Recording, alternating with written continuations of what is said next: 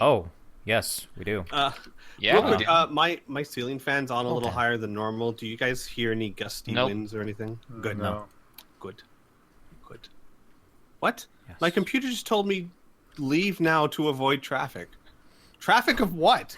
Your desktop computer. Oh, jeez. Okay.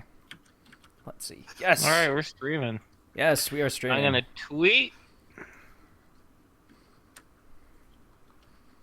Once I get things retweet. set up here. I didn't see the new Corsairs art. That's beautiful, Criana. I'm pretty sure Yes. there's some Rifts related one. But yes. Yeah. Full Corsair. No. No, sorry, I just saw No. that. And Yeah, well, the it's ones under where- Rifty Fell, so of course you Yeah. saw it. The one Rachel drew. Yes. no, wait, is that? Yes. Yeah, those That's are the all one that Rachel drew. Oh, Yes. I guess it was posted under you. I just assumed it was you. Yeah, no, Rachel has a Twitter account, but kind of sort of doesn't use it. I see. Well, tell her I said it's beautiful. She's on Twitter. You can tell her yourself. I don't do well with people. Oh my god. Anyways. You guys may not know this. I'm not social. Oh, we have a Laura art. Yes, we do. Yes, we do. My art doesn't count. My art's canon art. It's not fan art. Canon art? Yeah, but we should still display it so people can see it. No. I'm going to. No. I'm going to display it. Oh, No. Too bad. No picture of big boobs. No. Wait, big boobs? Yes, yes. I see, yes. I think she gets a more bustier every drawing. Now I'm an Italian. Anyways, here's our first piece of fan art. It's Tom in a suit. It is. Are we Yeah. live? Yeah, Yes. we've been live for about 3 minutes. Oh, have we? Yes. Oopsie Oops. Hope I poopsie. didn't say anything offensive. Nope. Thank Not yet. God. He just told Squee he can tweet Rachel himself. Wait a second. Yes. Wait a second. You just put Squee in his place, but Okay. that's par for the course. That's normal. I'm That's just fine. I'm just pointing this out. It was drawn by you. I was talking about another picture Oh. that Oh. was drawn by Criana. This is what Listen happens to when you're going, not that specific, people. looks not like Rachel and more like Criana. Maybe she was copying. No, shut up. Tracing. We're talking about riffs. Fuck Corsairs. Not fuck. It's just not what we're playing right Piece now. of It's all shit. confusing. Oh my god. Alright, anyway. Okay, so we have done, Tom in a I'm done, I suit. It's swear. awesome. On to the next picture. It's very good, actually. Mila. Very- Hmm? They're big Mila. old tits. Yeah, her boobs. Well, Yeah. that's not the only thing about it. Yes. Actually, it's more of a premiere of Mila. Well, Mila isn't fixed. Yeah, she isn't. Mila was never fixed, but there was a lot of optimism that she was getting better. hmm Poor. We She's need got to some get issues. her fixed. We need You to. know, Criana, I knew you probably knew this from the beginning, but it just occurred to me like halfway through the week that she didn't like that no one trusted her, so she tried to get more people to trust her by lying to everyone. Yep. Poor Mila. That's why it's so fucking sad, asshole. Wow. Well, Yeah. That's I why think I that's- cry. She silent tries so tears hard. when I play Mila. This is why I cry. And then Tim Combs is going to make a comic book. Wait, Best that's of for the 3 Galaxy. galaxies. Du-du-du-du-du-du. we have way too many. Fuck their galaxies. This is yeah, OG. that's it. This is OG riffs. This is the classic Coke of riffs. That cherry Coke shit, or whatever the fuck Corsairs would be, vanilla Coke. I don't You're gonna get me thirsty Oh my god. know. Sorry. for a delicious it's big. beverage. But Wait, yeah. stop it, guys. We're not sponsored by Coca-Cola. Stop it. We But you get know- nothing. Oh shit. If we pimp them Refreshing. long enough, we might be. Yeah. No, exactly. that's Okay. Pepsi all the way, motherfucker. No. So, when we last left off, we ended with some role play on the Rapsidity. I was flying over to Lree, where you guys are going to get the behemoth, begin at least the constructions of the behemoth. Now, we had to kind of step back a little bit because there's some scenes you guys wanted to do. And we can either say this in character or out of character, but what's the new plan for the group? Forget about Mila. We got plans. It's Here's what we do. No. So not really true, but yeah. So here's what we Mostly do. true. We take Mila, we give her something, and then she goes to sleep forever. And then we find somebody. No, just kidding. Why am I laughing? That's horrible, bro. Yeah, that is horrible. I didn't care what Are you Bert going said. to Baron dioxin? Like, I think that what you should call by just knocking people out and dropping them off someplace Yes! to Baron them. You guys ever have that moment where you laugh and immediately feel horrible? No. Oh yeah. Anyways. Every single day of my life. Anywho, So, but I in think all the plan. reality, you don't need to tell me. You don't have to tell me or them exactly what you're going to, like your long-term plans or anything like that. I just want to know. Am I set in the Rhapsody towards Lree still, or is it going somewhere else? It's going to Lree. We're Yes. going to get repairs. Then we're going to Parents Post. And that Okay. should be All really it for this session. Well, you don't I know think. that. I hope. You do not know that. Damn it. You do not know that at all. Is it fair? I don't know if Mr. GM you have big plans for Lree, but is it fair to say while we're in Lree we drop all the plans we're thinking of for Perrin? Sure. I have some small interactions going on in Lree because this is a living, breathing world with consequences and individuals. Mhm. So now, before I narratively go on with what's happening in Lree, is there any other role playing you guys want to do on the flight over? If not, no big deal. But I wanna give you guys the opportunity. I think a small one. I think after the conversation with Bear, Al would be hyper worried. Yeah, that's right. Hyper worried about Mila. Uh-huh. So if nothing else, he would just go to check on her.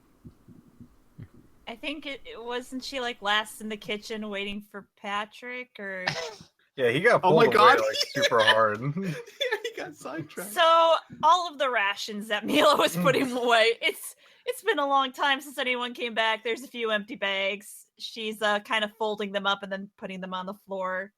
Not really sure why. Al would see her and go, "Oh, hey, Mila.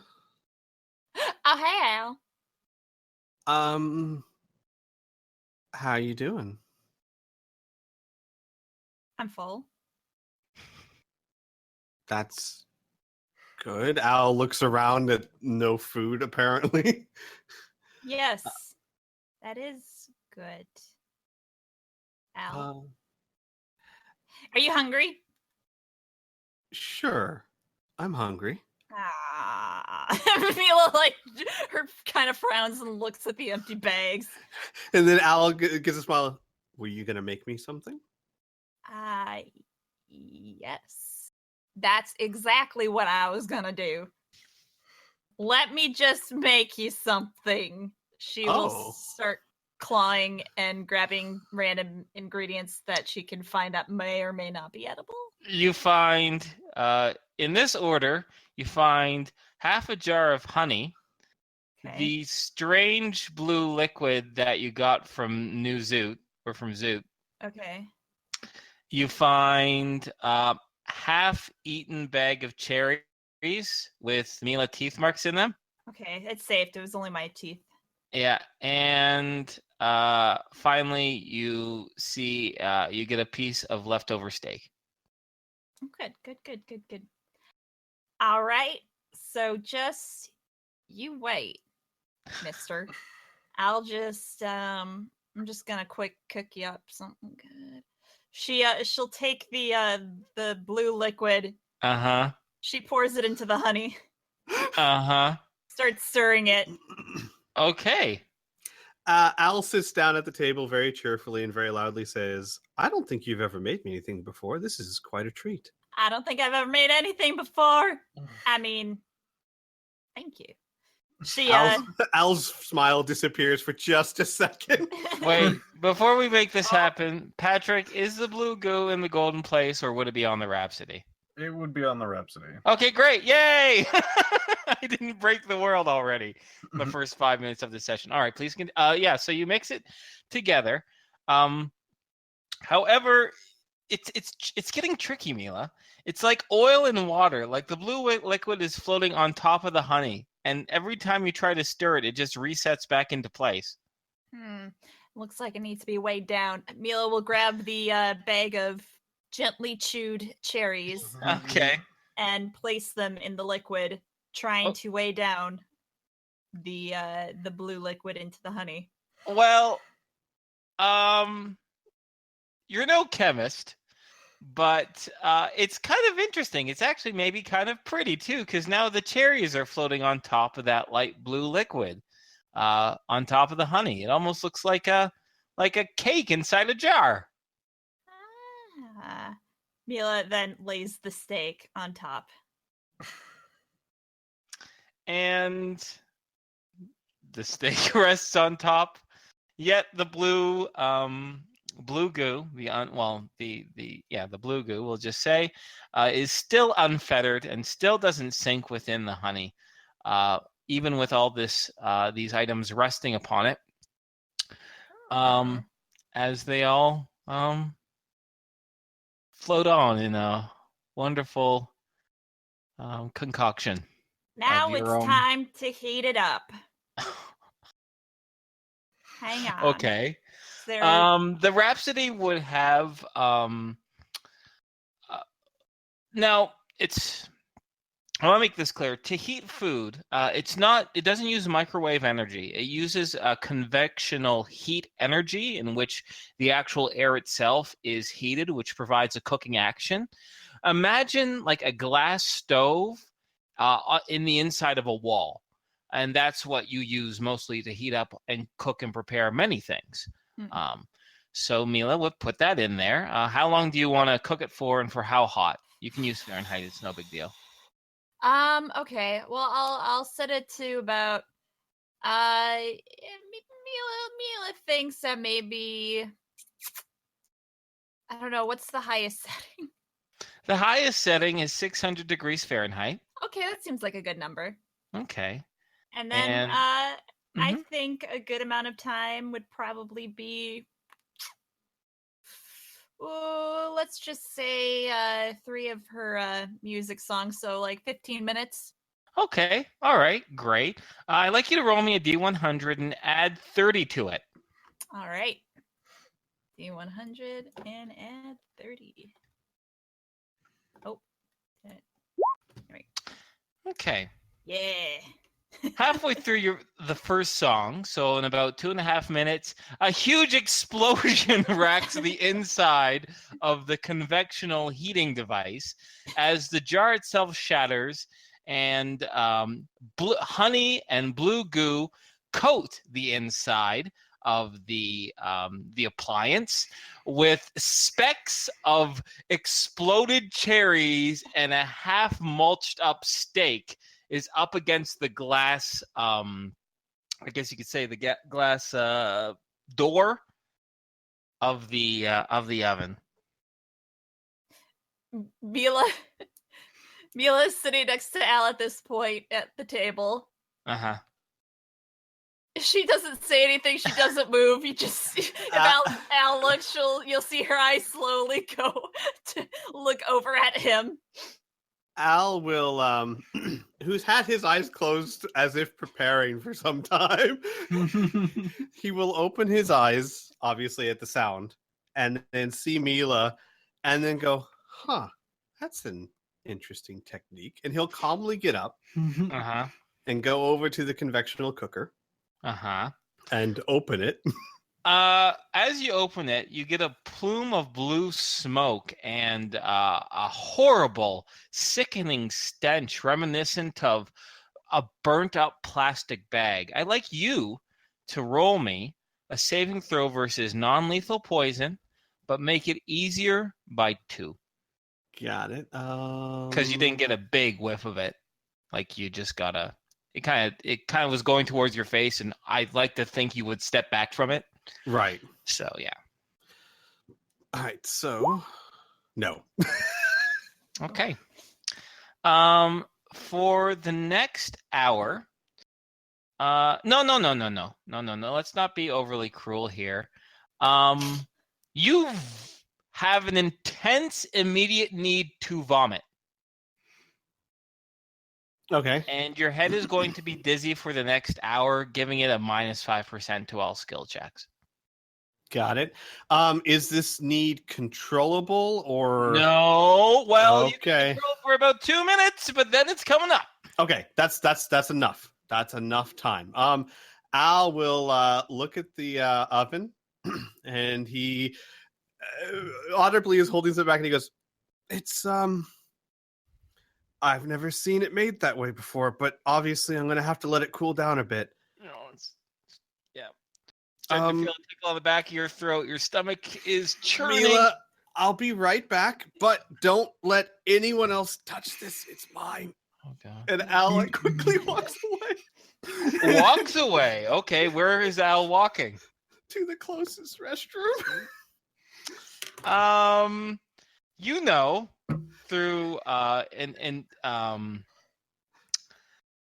Squee, you know that the closest restroom is down at the end of this hallway, but the hallway is relatively long. You don't know if you calmly walk to it if you're going to make it.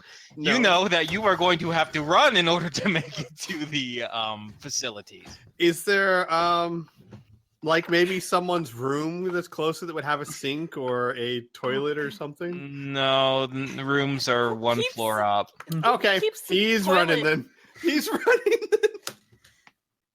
He tries his best to walk as far as he can and then breaks off into Okay. a run. Yes, okay. Since you decided to make that choice, we can say as soon as you press the button for the door to slide open, thankfully, oh blessed gods above, whoever, probably August, who was used this washroom he left the toilet seat and the cover up. Oh, So you have an empty steel bowl in which you can purge yourself. So I think Mila, especially with her hearing, would hear. Yeah, oh yeah, she would hear that very easily. In fact, I'm going to assume, actually, Alicia and Tom are still at the front piloting, but I'm going to let Patrick, and we're going to see if an NPC slides on by, because Al's not going to be able to close the door. He's not going to close the door behind him while he's trying to do this. Nah, no NPCs come on by, but I'll let up to Patrick if he wants to hear or deal with this. Um, Don't have to. We can just end me the a scene second. here. Okay. Or not. About the time that Al gets into the bathroom, Patrick bursts out of his room, half geared in his armor and holding a weapon. Oh, because of the explosion.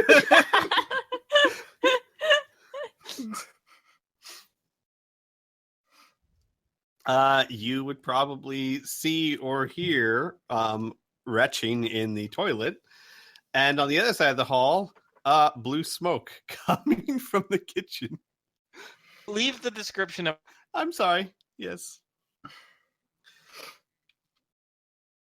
Patrick would go quickly, like a brisk Something walk. burning in the air, though.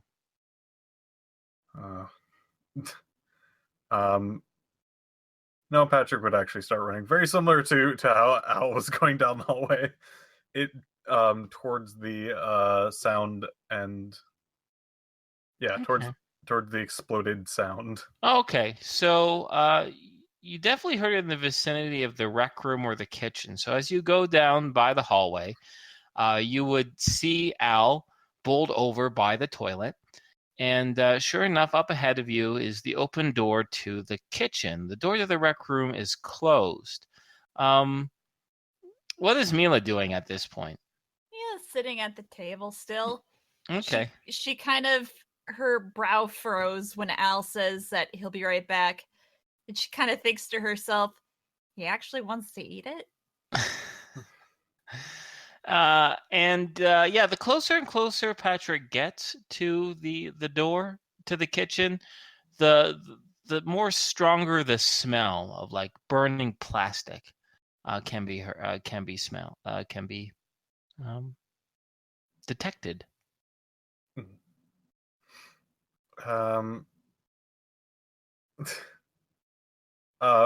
Patrick, of course, will he will most likely put an arm over his nose and mouth, but so probably keeping a pretty brisk pace.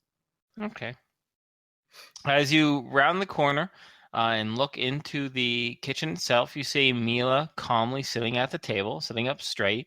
You see the glass confection oven, we'll just say for the sake of simplicity, open, completely coated in blackish, brownish goo, and this light blue smoke is still trailing from the center of it. You see chunks of something cling to the sides of the oven as well, and what looks like a mangled piece of cooked meat stuck firmly to the cover of the oven. Mila, what happened? Huh? Oh, What? I'm making Al some food. It's got another 5 minutes. She sits kind of looking bored. By this time, I think it's fair to say that Al has vomited all that he needs to vomit in order to feel a little bit better. Your head is probably still a little dizzy. Will be, like I said, for the next hour or so. But the need to retch has now passed, thankfully. Oh, okay, good. Al will take a moment to compose himself. Clean yourself up, sure. Flush the toilet, no big deal.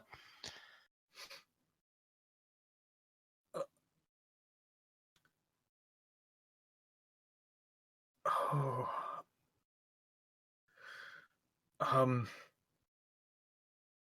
Before I jump to any conclusions, what are you making? I'm making honey dipped cherries with blue goo and steak. You see on the counter evidence of what Mila said. The jar of blue goo is still like 3/4 full. And you see the bag that are stained red, which had cherries in it, and the plate of steak that you put in the refrigeration unit like last night. With no steak now. Right. Just the plate. Yeah. Oh God.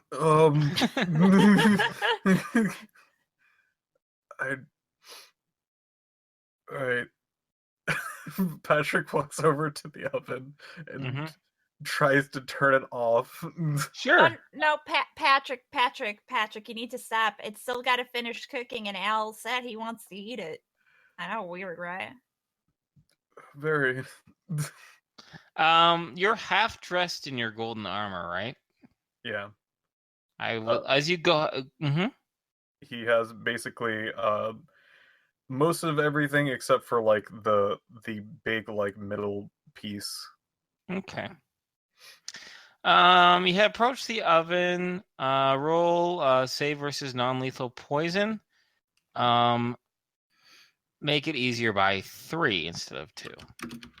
So give yourself a +3, I guess, to the roll. Okay. I think that fails. Okay. So you're able to move over and thankfully not only turn off the oven, but I'll give you the option to flick the switch to start the ventilation system if you want. Yeah. Yes. Sure. And so the oven is turned off. The ventilation system is turned on. which begins several fans and vacuum units used to start venting out both the heat and the toxic vapor. But unfortunately, the effects you are going to have the exact same effects as Al, which is you will have an irresistible need to vomit in 2 minutes or less. And for the next hour, your head is going to be lightheaded and slightly confused, which is going to be a -5% to all skill checks for the next hour.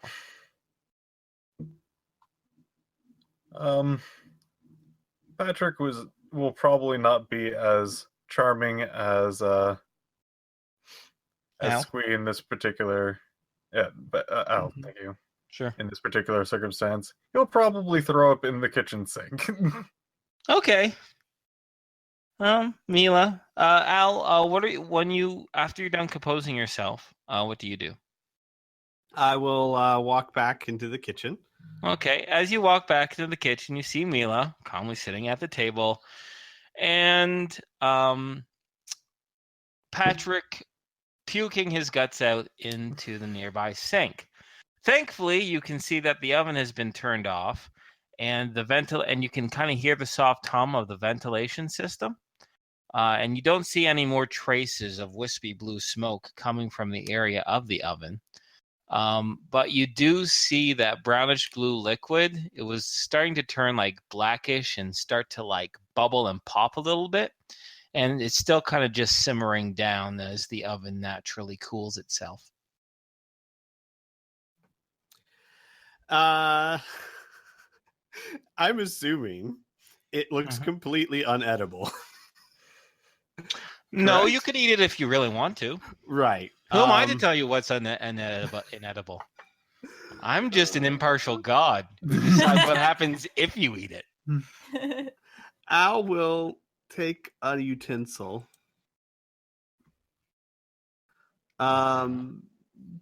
Get a small bit on his fork that looks like it doesn't have any sharp pieces of glass or anything in it. So a little chunk of the steak or the goop or what? Let's go with the steak. Okay. Because at least I know that's it's a steak. All right. And he will take a tiny bite of it. Roll me save versus lethal poison. Make it easier by 2. Gosh, I don't know where to find that one. It's right next to non-lethal. Oh, how about that? Make it easier by 2? Yeah, give yourself a +2. 17. Makes it. Yay. So you eat it. It tastes awful.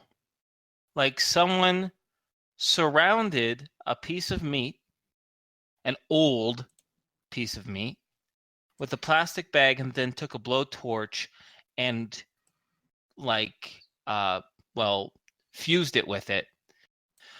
Thankfully, you thank yourself for only taking a small bite because you can feel your stomach churn, but you don't feel any ill effects, although it tasted awful.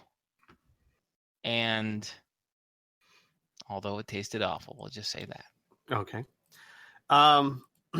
In a tight, controlled voice, Al will say, well,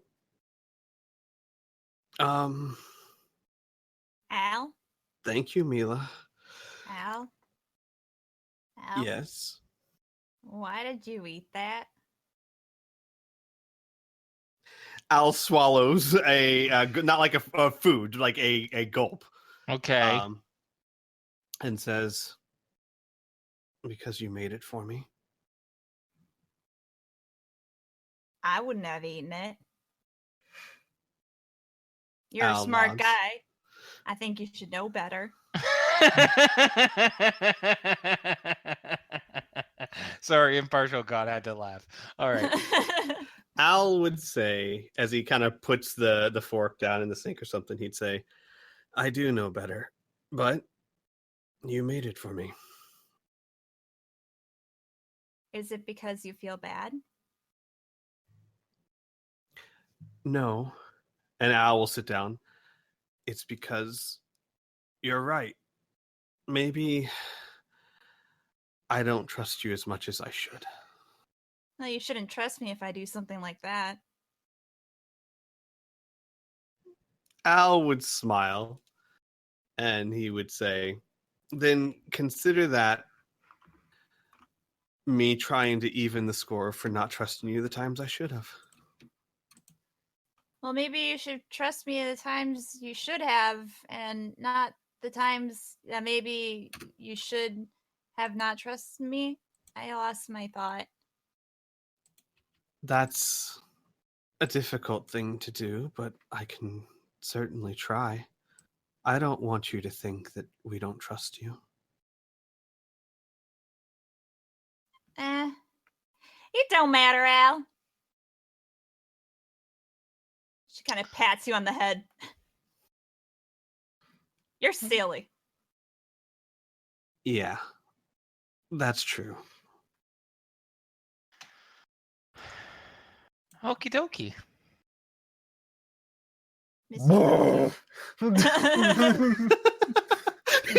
Projectile vomit. No, Patrick. I'm done. I have nothing else to say. Okay. Yeah, I'm good. Patrick?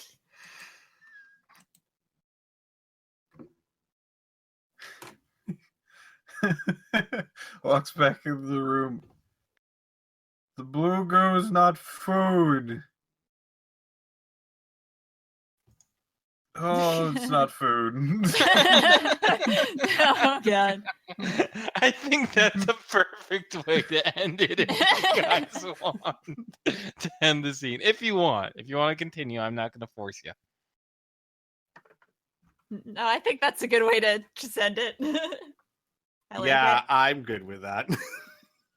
All right. Well then. Okay. So onward to Lree. So similar to what I described last week, you're able to land the Rapsidity in the same swampy area as before, a tried and true method, at least so far, in which you would take. You obviously have to take your behemoth, as well as some small personal vehicles stored within the behemoth, because you want to get the behemoth repaired, obviously.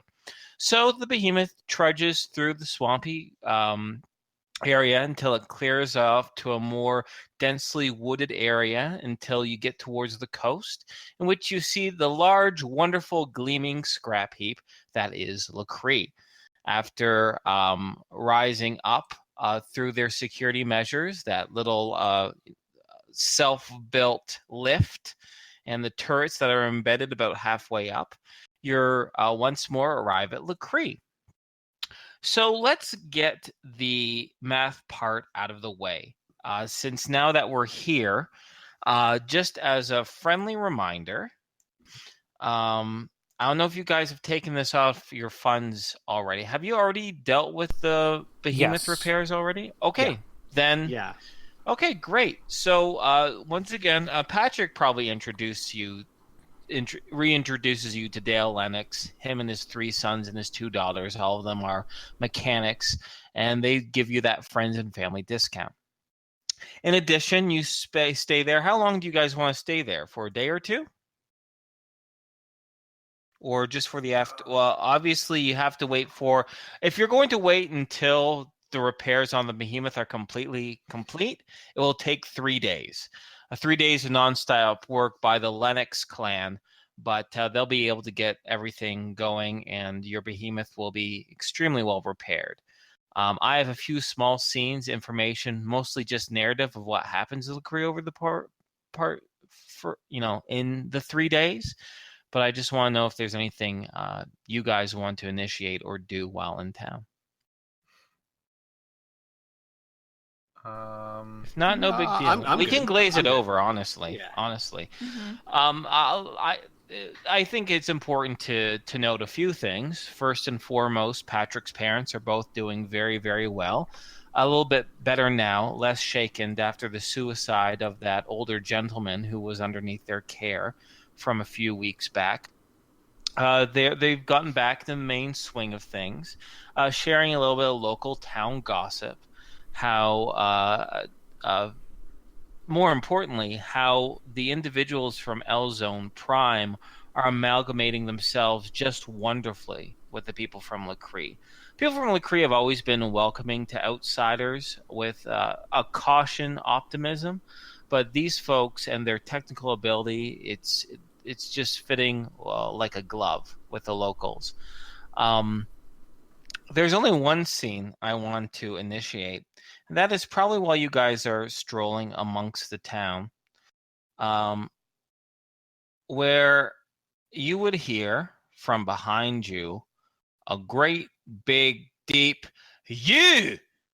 I have a bone to pick with you!" Oh boy. So you turn around, and you see none other than... oh my goodness, give me a moment. None other than Jore Grill Brewbraid, the Dwarven ex-slave who you previously brought here, the paramour to Miss Ofuna, Miss Ofuna Strongriver. Anywho, he's looking well. He's looking very healthy, very full, and his actual beard is braided quite expertly, and his hair is slicked back. He clearly has a new set of clothes on them, a green tunic top and brown trousers, and thick, heavy work boots. And those thick, heavy work boots are stomping on the prepared metal walkway of the Lree residential area. And his face is beet red as his eyes point directly at Al as he marches on over. "You set me up to fail and look like a fool. I thought I could trust you. Even though you were a damn elf, I thought I could trust you because you took me out of that bind. But now I see you wanted to sabotage my efforts with Ofuna. Huh? Admit it."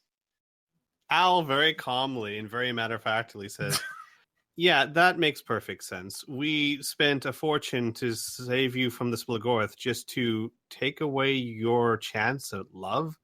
"I don't know what you mean by no Splagorth. I know you took me out of bondage, and I'm grateful for it. But you came to me all crafty and smiley, saying that you knew a perfect way if I were to solve one of Ofuna's problems about her not getting supplies, not getting the right deliveries. You made me think it was a problem in town when really the problem was all the way in bloody Ishpeming. How was I supposed to solve that problem? You know, by the time I actually approached Ofuna, admitting that I couldn't help her, she laughed at me, and not a fine, brilliant laugh she gives sometimes when I tell an off-color joke. No, she was laughing at me. Do you know how many times I had to clean that damn door of hers until she was able to look at me straight again? Did I tell you that the problem was in town? No, you didn't tell me it was in bloody Ishpeming either, though. Well, you just said it was a supply problem. Didn't you just assume then? I told you it was a supply problem, and if you could fix it, it would help her. Tell me where I lied to you. It was a lie of, what do you call, omission. But you knew the problem was it was in Ishpeming because she told me she told you. You left out that little detail, though. Perhaps I just figured that you could handle it on your own. Oh, bull. I want an apology, that's all, and then we can be square. But I don't like being made a fool of. What? An apology for what? I told you she had misleading me. I didn't do anything of the sort. You did so. There was important information that you did not share. Therefore, in my opinion, that is as good as misleading can be. Al raises an eyebrow. So you're telling me that you wanted me to spoon feed you a solution into her heart? No, what I wanted you to tell me was the same thing that she told you in order to solve her problem. Why didn't you tell me there? And you lower down that damn eyebrow before I lower it for you. Don't look at me like I'm the crazy one. You're the one who made the mistake. You're the one who set me up to fail. Whether you meant to or not, it doesn't change the end fact. It changes everything. Whether I No. meant to or not is everything in this situation. I and my friends saved you from a life of slavery, and now you're trying to start a fight and with that me. gives you permission. That gives you permission to embarrass me then. Oh, I didn't know that. I should have free myself a few slaves, make them my court jester, perhaps. I did nothing to embarrass you, my good dwarf. Oh, if you only knew. If you only knew how hard it was to catch that woman's heart, you would know. No. Listen, apology now or we are done. Wait, what if we make you look good in front of her? Like, what if you say took on a bunch of well-known adventurers and kicked their butts? Now that's I admire the thinking, but Miss Strongriver isn't all that impressed with battles and some sort. She's a more domesticated she-dwarf. No. I tried to regale her of my old tales of battle, and she just gave polite nods. She wasn't swooning like a maiden. No. Let's try listening to her? Of course. That's how I know she doesn't like it. And that's how I know how embarrassed I was after all this. What's her favorite color? Well, it's yellow. Like Okay. Canary yellow. What's her favorite kind of flower? What's her mother's name? What's her best friend's name? Well, I like to have a think that I'm nickname her when best she was a child? Where did she live? Did friend. she always live here?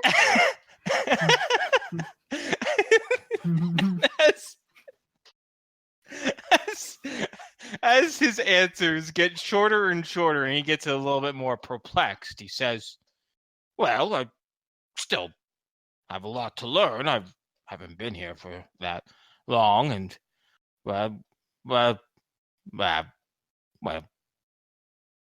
never mind. He says as he turns around. And he says, but I'm not going to be taking any more work from you. He threatens as he wags a finger behind his head as he storms off. As he storms off, Al sighs audibly and says, I'm sorry. I didn't mean to mislead you. There we go. And he turns around and he says, that's all I wanted. All right. We're square. No, you're a dwarf. Or like a short little man. I can't tell. Mila, shut up! He lowers his eyes a little bit and he says, you do know I'm much more well-fed, and I've been doing some push-ups now since the last time you and I tussled last. Ow! Is this an invitation? Oh God, please. Oh, he says, I'm just spewing a few facts is all. Mila kind of puts her hands on her hips and kind of tilts her head. Yeah. Those are some good facts. Yeah, I like to think so. I'm going to find out a few more facts about Afuna, too. Good to see you again, my friends. Goodbye. And he'll slowly turn away. And as he's walking back down the street, you'll see him like look over his shoulder towards Mila.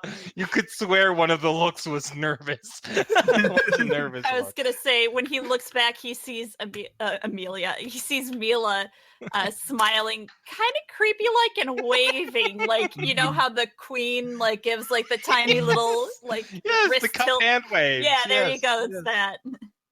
Okay. So, Al would actually look over at Mila and say, "Thank you for that." For what? He shrugs for calming him down. I just asked him some questions. Al pats Mila on the shoulder. Sometimes that's all it takes. Yeah, well, arguing didn't seem to be helping. Okay. So, I have a few other kind of narrative things that happened during Lree, if you want me to share them with you. Yeah.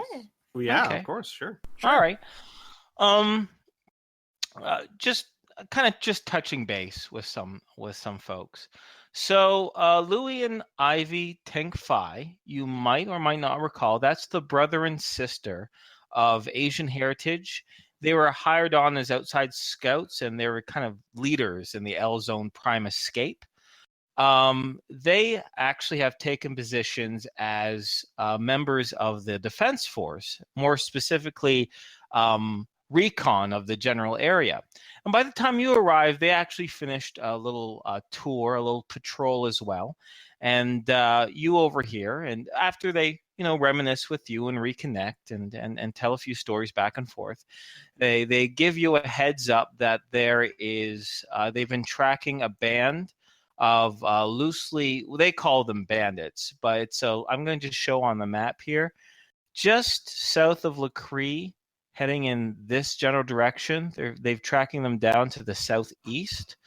They're clearly looking for trouble. There's about 8 of them or so. They all have energy weapons and some loose body armor.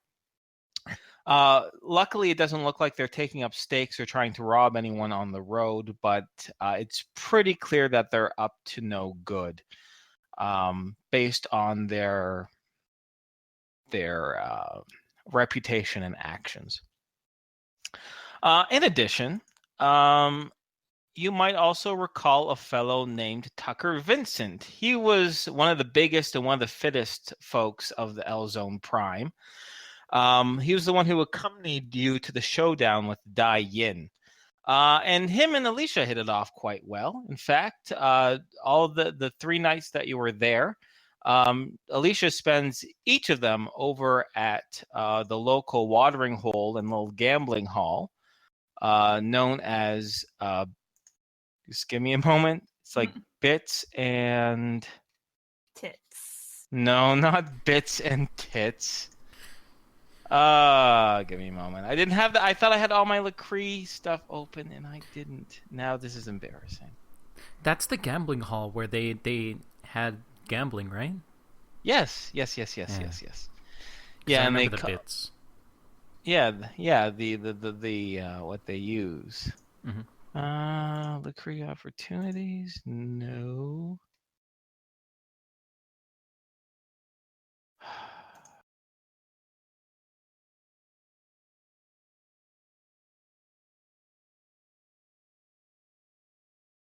Well, we're not going to spend 10 minutes for me to find that out, although it makes me look like an awful fucking GM, because... It's like Dude, it's okay. 1 out of 2,000 things you've missed. I think you're okay. Yeah, I think you have quite a bit of good credit to spend on there. Okay, fair enough. It's not like we do a live show where like people are instantly there and like we have over 300 episodes. I think you're safe if that was the case. All right, you could talked always me out go of with- it, and also I've still been trying to vainly try to find my notes while we were talking. I can hear the vigorous clicking. Can you? You can still go with, you can always still go with Bits and Tits. I'm not renaming it Bits and Tits. Yeah, and Suffice they can have little birds on the. Suffice to side? say, Tucker and Alicia hit it off. They spent a lot of time gambling over there, and Alicia comes back one night with a boon of like 150 credits. She Nice. loses it the next day, but she's very proud of it. And other than that, that's about it for things of note, so to speak. Okay. So if you guys want, we can skip ahead straight to the end of the 3rd day, in which you are notified that your behemoth is back up and operational, and most of the armor has been patched up, and the sensor systems are all a go. They've been integrated quite well, and everything is repaired. So, kind of a last opportunity for you guys to do or role play or to buy things over in Lree. Otherwise, we can have you guys head on over to Parents Post if you like. I have something. Okay. Would have happened during dinner where everybody was around. All right. If that's cool with you guys. Yay. Sure. Is Patrick going to be there too? Yes. Okay. So while we're eating dinner, and we're having our normal conversation, Al or Tom will look over to Al and ask, "So, how's our supplies of that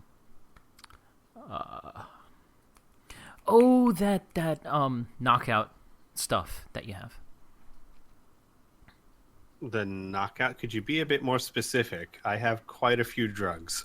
The stuff that you used last year to put me under. Ah, you mean the anesthetic? Yes. that. Yes, I have a few doses. GM, sir, I know on my sheet I do have a few doses of it. I don't know if also there would have been something usable in the... Because last time when we were in Tolkien, I bought like several thousand credits of supplies for the med bay, but we kind of left that generic. Okay. You have everything you need. Okay. You have everything you need to treat all major medical issues. There might be a rare disease or a rare thing that happens that you're not prepared for, but like you, based on your education level, you were prepared for everything that you've been trained for. Okay. You spend a considerable amount of credits, and you have an in with a medical supplier. You're fine. You're fine. Okay. All right. Then Al would say, I can certainly put you under again if you need to. Okay. Well, I still have about a month or so, but it's getting to that point.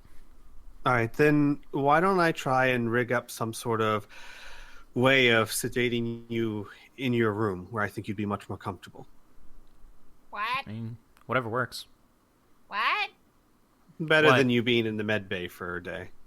Why do you need No. to get... This is for like 4 to 5 days. Yeah. Oh, sorry. Yeah. What? For a week. What? Yeah. Patrick, what? Oh, I don't think I was actually told about this either. I'm assuming they know what they're doing. Oh. Al would look over and he'd say, well, actually, Tom. Yeah. Well, it's going to be my birthday in about another month or so. Happy birthday. Thank you. How old are you? Oh. She kind of I'll- stops and stares. Blinks several times in rapid succession. I will be 18. However, the thing about it is, because of what happened when I was younger and all of that stuff, I lose control of my pyrokinetic powers. So you gotta be sedated? Yes. To keep everybody else safe. Bits and pieces. Bits and pieces. Oh my god, seriously, Inferno! I God found damn it! Okay. I'm done. Wow. God, we're in the middle of I- something. No, I gotta say, I'm impressed with the tenacity. I hate it. I hate not knowing things. Okay, sorry. I'm sorry. I completely fucked that scene up. Ironically, the cred I lost, I gained from remembering, I lost 2 times as much for interrupting the flow of this scene. So, there you go. All right. Anyway. So where were we? Oh, we're asking how old Tom was. 18. And we got to the point where he said that he will lose control of his pyrokinetic powers. So he needs to be put... he needs to be asleep for several days in order to not harm anybody accidentally. How wouldn't you harm me? Would you be like, ooh, you make me mad, Mila? No, as in I could accidentally set you on fire.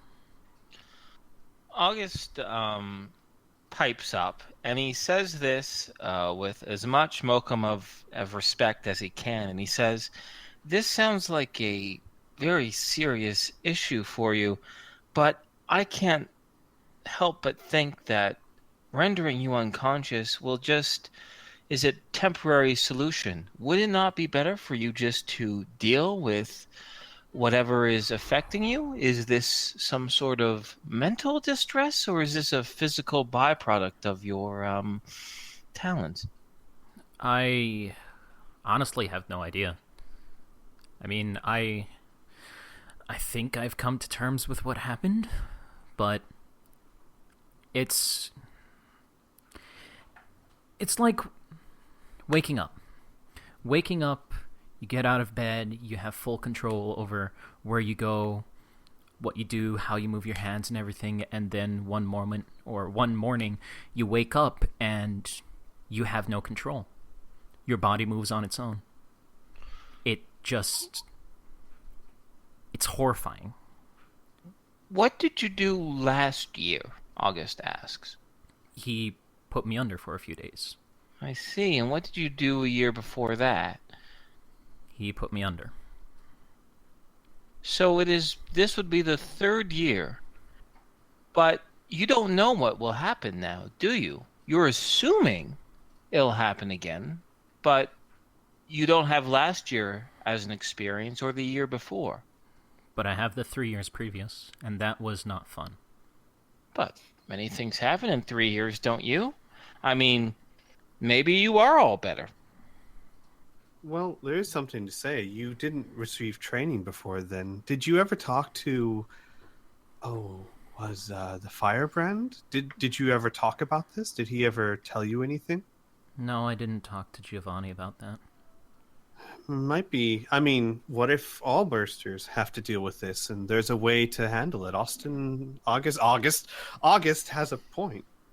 Maybe it's something all bursters have to face, and maybe Giovanni or another burster would know how to help.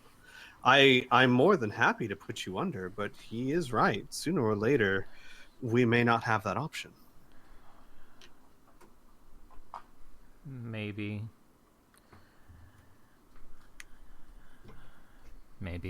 I don't know. I'm nervous about it. Because I mean, just out of nowhere, everything's on fire. I have no control over it. I don't see how dealing with that is something I really want to do right now. Well, maybe not right now, but something to consider, as harsh as this might sound. Which will make you more uncomfortable? Dealing with it, or living for the rest of your life with the fact that this might cause serious pain?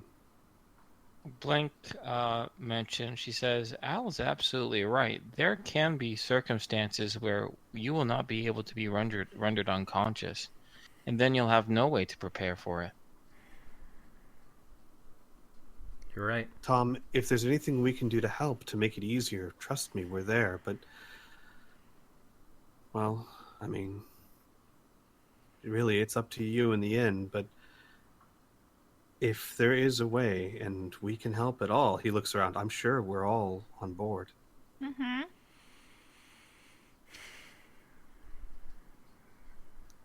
All right.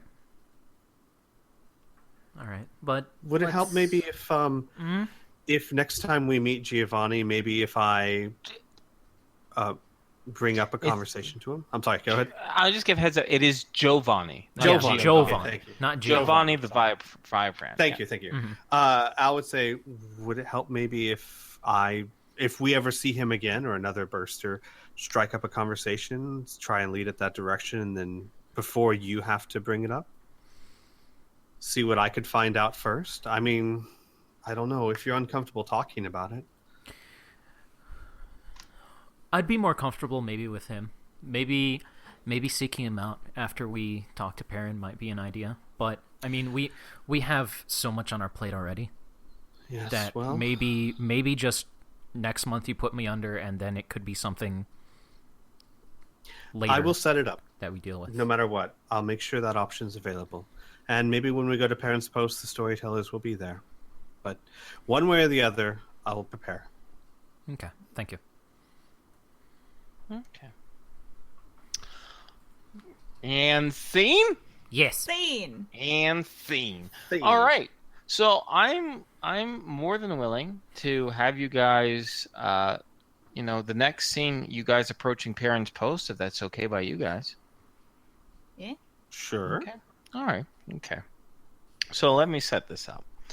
Now, let me ask you a question. Would you take your now newly repaired behemoth back to the Rhapsody, fly the Rhapsody to perhaps this small lake that's above the lake that Parents Post is on? Mhm. So let me just ping it like that lake there. And you take your vehicles down? Absolutely. Parents' Post? Yeah, Okay. as long as and I'm assuming that's far enough away that Parents Post wouldn't see a ship landing in Yes. the lake, right? Okay. Correct. Then Correct. yes. And not only is that a pretty fair distance geographically speaking, but this is northern Michigan after hundreds of years of regrowth. The woods, the forest, much of this area is heavy forest. Should we So. disguise ourselves? Yeah. Honestly, I think the only two that could probably walk around, well, with the exception of maybe Blink, would be ironically enough, me and Tom. Mm-hmm. Well, August would be fine. Can I? August, yeah. Can I? GM. Sure. GM. I think That's me. I have to open my character sheet because I forgot. I think I fucking have some You sort do of have disguise. disguise. You do Yeah, have disguise skill. I've never used it. No, not yet. I want to use it. Okay. All right. And we also happen to have a magical device that does that as well. No. For one person. For one person. Yes, for one person. Not Mila, not for you. Okay, few questions real quick. In the behemoth, where did I get that wig? The pink-haired wig? You got that when you were over with Flint and White Green Castle and Flint. Mhm. That's when during one of your episodes, actually it was started by Lee, who tricked Mila into touching her own mind over matter implants. Mhm. She shaved her head, Yeah. and the locals of Flint actually made you a wig.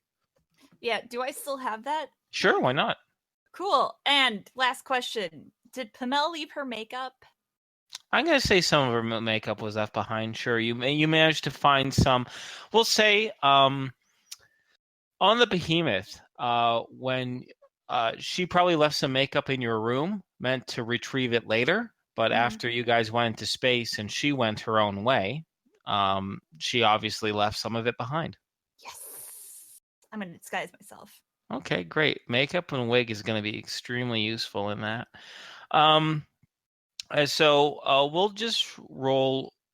It's up to you, obviously, because the more rolls you do, the more likely you are to fail. Mhm. So I'll leave it up to you, Criana. You can do a disguise roll for each individual person, like yourself and whoever you're helping, or you can do one roll to encompass both yourself and whoever else you might be assisting in disguising themselves. I'll just do the one roll. roll? Yeah. Okay, all right. Live a little. Sure. So before I have you roll, there might be some additional modifiers to this, positive or negative, right? Like you have the right tools to do this now, basic makeup and a wig. So that's very handy. So my only question then is, who's going to wear, I believe it's a brooch, correct? Brooch? It's the magic, Yeah. Oh. or it's a hairpin. I think it's a hairpin, or Okay. yeah. Do you have it listed on your loot? Yeah, It give me a needs to second. be Patrick or me, right? True, yes. So does Patrick have to cross-dress no matter what? No, he The doesn't Mark have to of cross Deceit dress. hairpin. I mean, It's just a hairpin. It's kind of feminine. Kind of, but So? it'll be covered in the illusion as well. Oh, fair enough. Okay, never mind. I was gonna be like, I'm totally on board with that. Listen, you save it for your headcanon.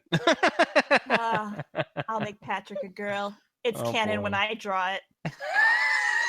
That's not how it works. So much power as artist. Okay.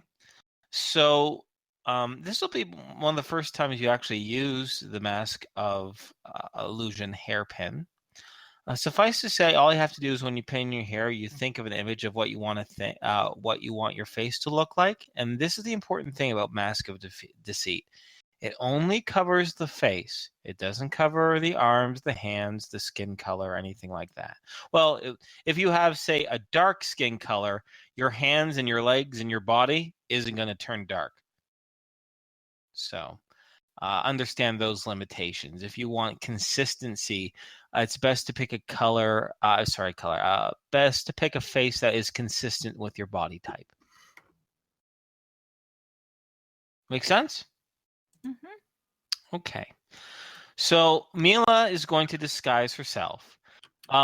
You guys know when you last left Parents Post with the Endless Storytellers, it was you four and Alicia. So August Blank Bear has been to Parents Post before. He had when he was tracking down Mila, and he had a bit of a run-in with Dr. Fincher. Mm-hmm.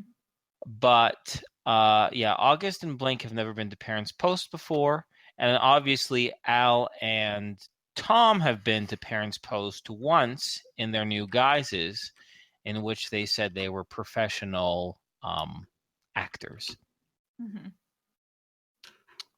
So, before I have you heading into Parents Post, why don't we get this sorted? So, Mila, Mm-hmm. why don't you go ahead and roll yourself your disguise skill? Okay. Make it easier by 5. All right. Let me just find the correct tab. There we go. Easier by 5. Not 25. 5. Okay. Yeah, please, just 5. I fail by 10. Okay, no, that's all right. The important thing is how much you fail or succeed by. So don't think this isn't so binary, like you failed and everyone's going to automatically discover you. All right. Like you have the wig on, you have your makeup on. You might have just maybe missed 1 or 2 things, or maybe it was an oversight, right? Maybe if you're lucky, no one's going to notice, right? Because you don't notice, because everything looks fine to you. I look superb. Do you have an idea of what kind of makeup Mila would be wearing to help disguise herself? Well, if you don't have that idea in your head, don't be. No big deal. I mean, I know what I have in my head. I'm trying to Sure. give the head canon, well, not head canon, the real canon for how It's in Mila your would head. come up with this idea. Okay. Basically, I want her to be. She wants to be a a Russian spy type character. Oh, okay. So like bright ruby red lipstick and long lashes and sleek yet sharp features, that sort of thing. Yeah, and also the fucking accent. Oh, this is gonna be fun. All right. Okay. All right. So that's Mila down. Patrick, are you going to wear the Mask of Deceit pin? Yes, but I'm also going to have Mila help me out with my getup. Okay. Okay. She'll maybe a little touch-up makeup here, or give you some feedback there to, maybe have the face be like less droopy or more this or more that or something like that. Sure. Okay. Do you have an idea of the guys that you want, or do we want to just say not Patrick's face and go on from there? Well, through Mila's suggestion, I think Patrick is willing to do the cross-dressing. Okay. Canon. All right. Well, your face can look as feminine or not as feminine as you like. Mm-hmm. And you're going to just be wearing your armor then, I reckon? Wait, can I have another suggestion? Of course. I know we're looting Pamel's room, but if she had makeup, did she leave her pretty dresses? I like to think that Pamel took all her clothes. Damn. I'm sorry, but He can- I well, he cannot can- see Pamel leaving her clothes. I can see a couple jars of makeup or whatever that she left in your room and she forgot. Mhm. But come You're on, right. Pamel, is she gonna forget those bitchin' dresses? I don't think so. We'll figure out something. We can make you a dress. How hard could that be? don't think we have the time. No, well, you can spend as much time as you Well, want on you the can ship just before you get into Baron's Post. you can honestly like wear clothing. We just gotta give you some boobs and some hips. And I think Does Mila have no dresses? Patrick's like giant, and Mila is like 5'3". And many of Mila's clothes are very revealing. That's true. She's all about showing off no. the stuff. Not seeing a problem, no. Mm. You know what the saying? If you got it, flaunt it. Well, Patrick does not have it, so maybe he shouldn't try and flaunt it. Fan service. Not really. Not really, no. I'm We're here the to see series' biggest Karen. fan, and I have no interest in this. We are parents, Finn. Okay. I'm Russian. I was about to say Patrick is short, but he's not 5'3" short. No. Actually, I think Patrick is like the tallest in the group. Really? Well, I mean, with the new bodies, I can't. Well, maybe with the new bodies, not so much. Yeah, that's an old picture. Okay, anyway. All right. That's okay. I'm taking the get up. All right. So is anyone else changing their appearance? No. Okay. But No, I think, especially with my hair color, I should be fine. I'm wearing my snazzy suit, so Elora's picture is now canon. Ha! There you go. Okay, well, here's my question. It is still going to be about a good hour's walk, or maybe about a 20-minute on vehicles ride. You guys have known, and you've traveled in this hostile world long enough that stepping out of your ship without some sort of protective equipment is not the wisest thing in the world. Yeah. So are you going to have some body armor and weapons with you? Or are you going to chance the journey with just clothes? How wrinkled will my clothes be under body armor? Under the mystic power armor? You don't know. You've never done it before, but if you had to hazard a guess, maybe a little wrinkled, but if you don't get into any combat, they should be perfectly fine. If you start moving around in a life or death situation, I reckon the wrinkles of your clothes are probably going to be the least of your concerns. Yeah, I'll wear the mystic power armor over my suit. Okie dokie. Yeah. Now I wanted to wear the black dress I wore to that gentleman's birthday party. Oh, okay, all right. To really sell the look. Can I just can I just hike up the skirt part and like fold the skirt up so that it doesn't get terribly wrinkled and weird in the suit? Sure. Are we talking about a power armor suit, or are we talking about just a body armor that she has? I think body armor. I don't Okay. think she wants to do power armor. Sure. Yeah, that's no big deal. And are you guys going to be taking the behemoth or personal vehicles? No. Hey, there you go. There's my smart little players. Actually, and I was also thinking, since we're not taking the behemoth, which is the water sealed vehicle, it might be wise to leave Alicia on the Rapsidity, because we would have to set down, unload, and then put it underwater, because like hover cycles aren't water. This is true. Yeah.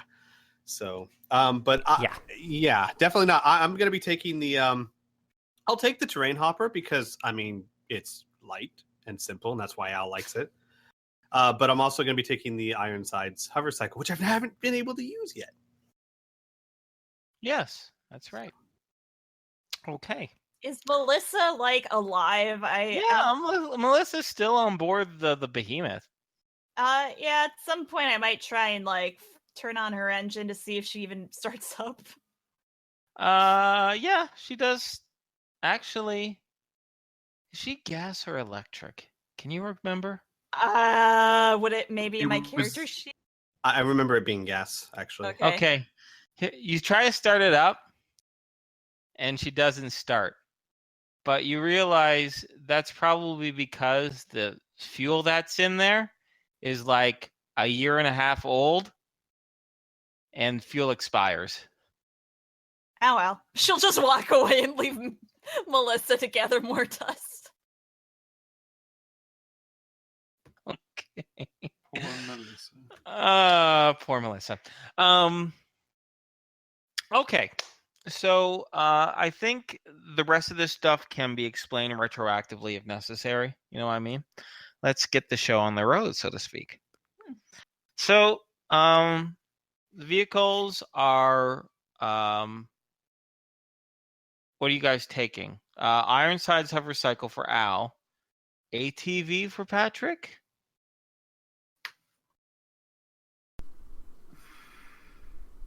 Do we have an ATV that is not Patrick's ATV?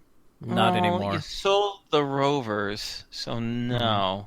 And we gave the other one away for what's her face back in Greencastle. Yeah. Yeah. Natalie Lang? Yeah. Mm-hmm.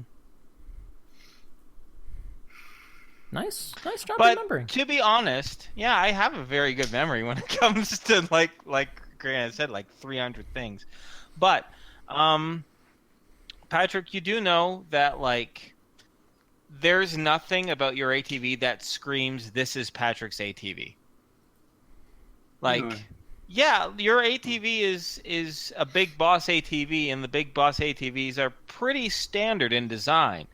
A few of them might have a little attachment there, a little attachment there, but unless you wanted to have its paint job be really flashy or unique, or some sort of add-on to it that was really flashy and unique, the only thing is that it has a railgun on the top of it.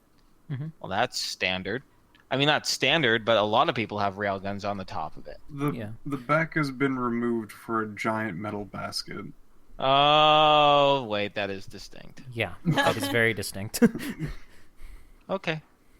So I just need to know how you guys are going to get to Baron's Post if you're not taking the Behemoth. So figure that out, and then we can get the show on the road. Patrick, if you'd like, the Ironside hover cycle can have a passenger, though you wouldn't be very comfortable on long trips. But it's only like what you said, 20 minutes ish, An hour. an hour ish. You'd be maybe get a little cramped, but you could definitely do it. Hour, you say? Cramped, I say. Where would I go if he's not take? I always ride in the ATV. Or Bear, or August, Or Blink. Wait, or What- Blink. but Bear, they kind of know Bear there. Here's a question: If you don't want Bear to go, he won't go. But... How much trouble would it be to detach the basket? It's it would take a little bit. The back part of the of the- vehicle. Yeah. Can we hide it? You guys can also hoof it. You realize you could just walk it. We're lazy, Inferno. Okay. All right. I don't want to walk. Okay. Actually, Al's in Covering his it- power armor. No, Right? he's not in his power. Yeah, I am. Oh, I'm in the yeah. train. Yeah. But Oh, yeah, but does anyone else know how to ride a hover cycle?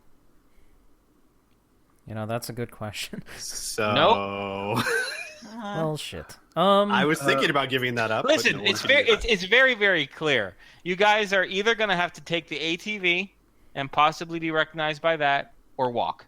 Let's walk. There are not enough vehicles. Yeah, let's walk. To... Yeah. Technically, somebody can ride my motorcycle because I can just fly. No, hold on. What if we need to get back here?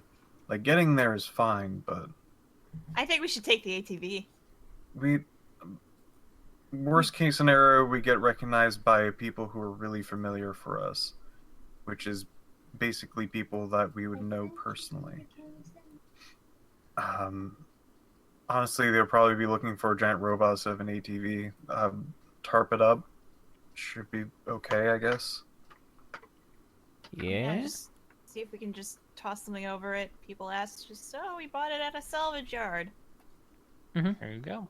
That works. All right, and as for NPCs, you want Alicia to stay with the Rhapsody. Mm-hmm. Who else do you want to stay with the And Rhapsody? We'd let her know too if she wants to. We can take shifts or something so she can come spend time in Parents' Post. She says, I had a good time in Lree. She says, I'm not really chomping at the bit. She says, the only thing that concerns me is that you might get into some trouble and I won't be around. Well, you're within radio contact. If we get into too much trouble, you've got a pretty big way of coming to help. He says with a smile. She says, I'm not talking about trouble in the wilderness like those Diane folks. I'm talking about the last time we spoke with Perrin, he was being squeezed pretty hard by the coalition.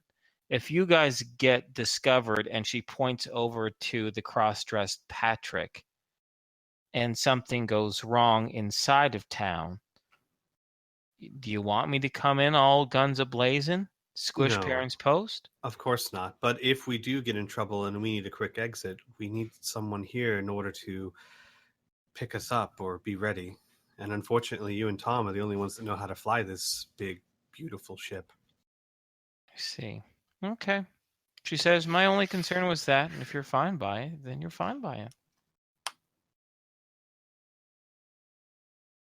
Al will And I pat don't her have to on the worry shoulder. about Yeah. that. And she'll say, and I won't have to worry about worrying if that Baron guy is going to wake up. He's long gone in the past now.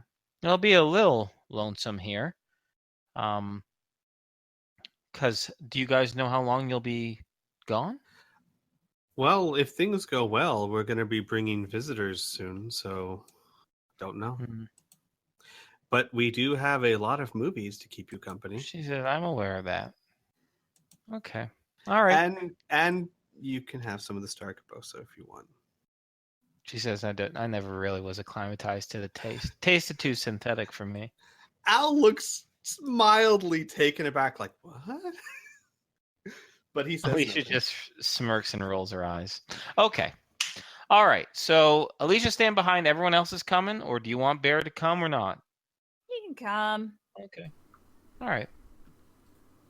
Sure. Okie dokie. So with that, with your blessing, I'll slip into narrative control again. Do it. So, and while I do that, boop, return to Perrin's post. So, if I move I think I moved you guys over to my page. Yeah. Yep. You actually have an exterior of bottom left picture, of course, is kind of what the terrain looks like. Top left-hand picture is actually what the exterior of Perrin's post looks like. Yeah. And That's then we have super our cool. good old-fashioned map. Yeah. Yeah. That's actually kind of how I imagine. Are the walls made out of mega damage material, or? If you do recall, although there is a wooden exterior, that's a facade. On the inside is mega damage materials. I'm quite impressed. Maybe it was it's been so long. Maybe it was your great descriptions, but that is very close to what I thought. Great. Yeah. Especially the clear area all around it. Yeah. Mm-hmm. It's almost like a castle. It's neat. Almost. Yeah. Almost. So, you go through, you walk, you take the ATV, you drive your vehicles through the wooded area north of Perrin's Post, and you circle along the lake itself. Before you, once again, in the distance, beyond some remote farming areas outside of the post, you see, like a beacon in the distance, the wooden fort that is, of course, Perrin's Post. You're able to arrive at the front gates, very similar to when you first did so, and very similar to that as well. You are greeted by security personnel, men in light green colored body armor, who are the local guardsmen or militia of this little trading outpost. You even recognize one of the first individuals at the gate as a fellow named McLaughlin, who you've run into a few times as you had to go in and out of the gates. And I'm just going to kind of role play this. Not role play this. I'm going to just narratively say this. The only big difference is that before the exterior of Perrin's Post was a little tent that had a cyberworks set up in it. It is no longer there. And in fact, it doesn't look like it's been there for quite some time because you don't see any sort of lasting impressions in the grass or the local area that implies that it was moved hastily. Once again, you were shown where to park. You're greeted. They ask you if you've been to Parents Post before. What would you guys reply? No. Okay, and they would explain the basic rules of decency. I've heard this before. McLaughlin would pause for a moment, and then he'd say, you mean this is similar to other towns that you've been to? Yes. That means you're familiar with the process. Okay, that's good. He would explain the colored card system and the pictures that they would have to take of each visitors. And otherwise, unless you guys are planning on smuggling in any sort of weapon? I'm sorry, you may have just said it. I may have just spaced it. No weapons or only STC weapons allowed? Give me a moment. No weapons. Okay, then no. Not gonna try. No. Okay. Not Patrick, no. Okay. All right. And I'll Then make you're- sure to start taking off the mystic power armor and all that stuff. Okay. Yeah, same. Al will unhook his knife harness and he'd take off his power armor. Okay. Yeah, your power armor, your weapons, everything is stored in the lockers. Your pictures are taken once again as you are once more greeted by the post. Now, it's pretty much exactly the way as you remember it. All the businesses are still there. The only difference is that in this corner, there appears to be a newly erected wooden building. Now, on the front of it, on a shiny metal sign, it says Cyberworks Incorporated. Yeah, that was the policy. If they wanted to actually become a staple, they had to spend some time outside, and then they could erect a building. That's cool. That's cool, Inferno.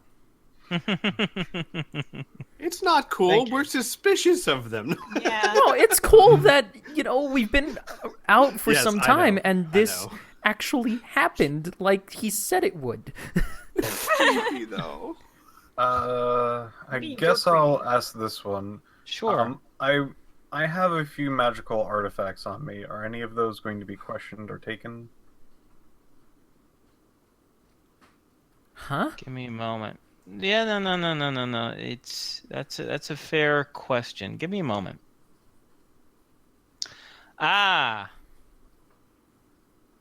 Actually, yes. There is a Psy Stalker. I'm just looking through my notes of Parents Post.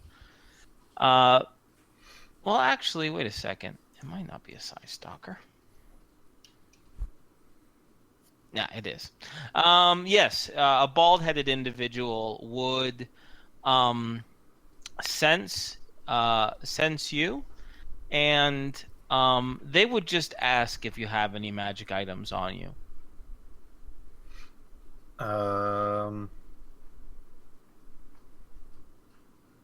Patrick would. Now, I don't think I told you this, but I think Patrick would have had the fourth thought of this. Okay. Since he's dressed up and looks like a woman, Uh-huh. he's going to change his voice with the voice changer. Oh, okay, that's fine. All right, That's great. that makes a lot more sense. That's going to help considerably. And Patrick will respond with, yes. Okay. They'll ask you to store all of them in the storage as well. Obviously, you probably don't take your pin out, No. but other than the Psy Stalker asking if you are a magic user or if you have mental powers, that's it. Right. Okay. So yes, you're led into the fort itself. What do you guys want to do?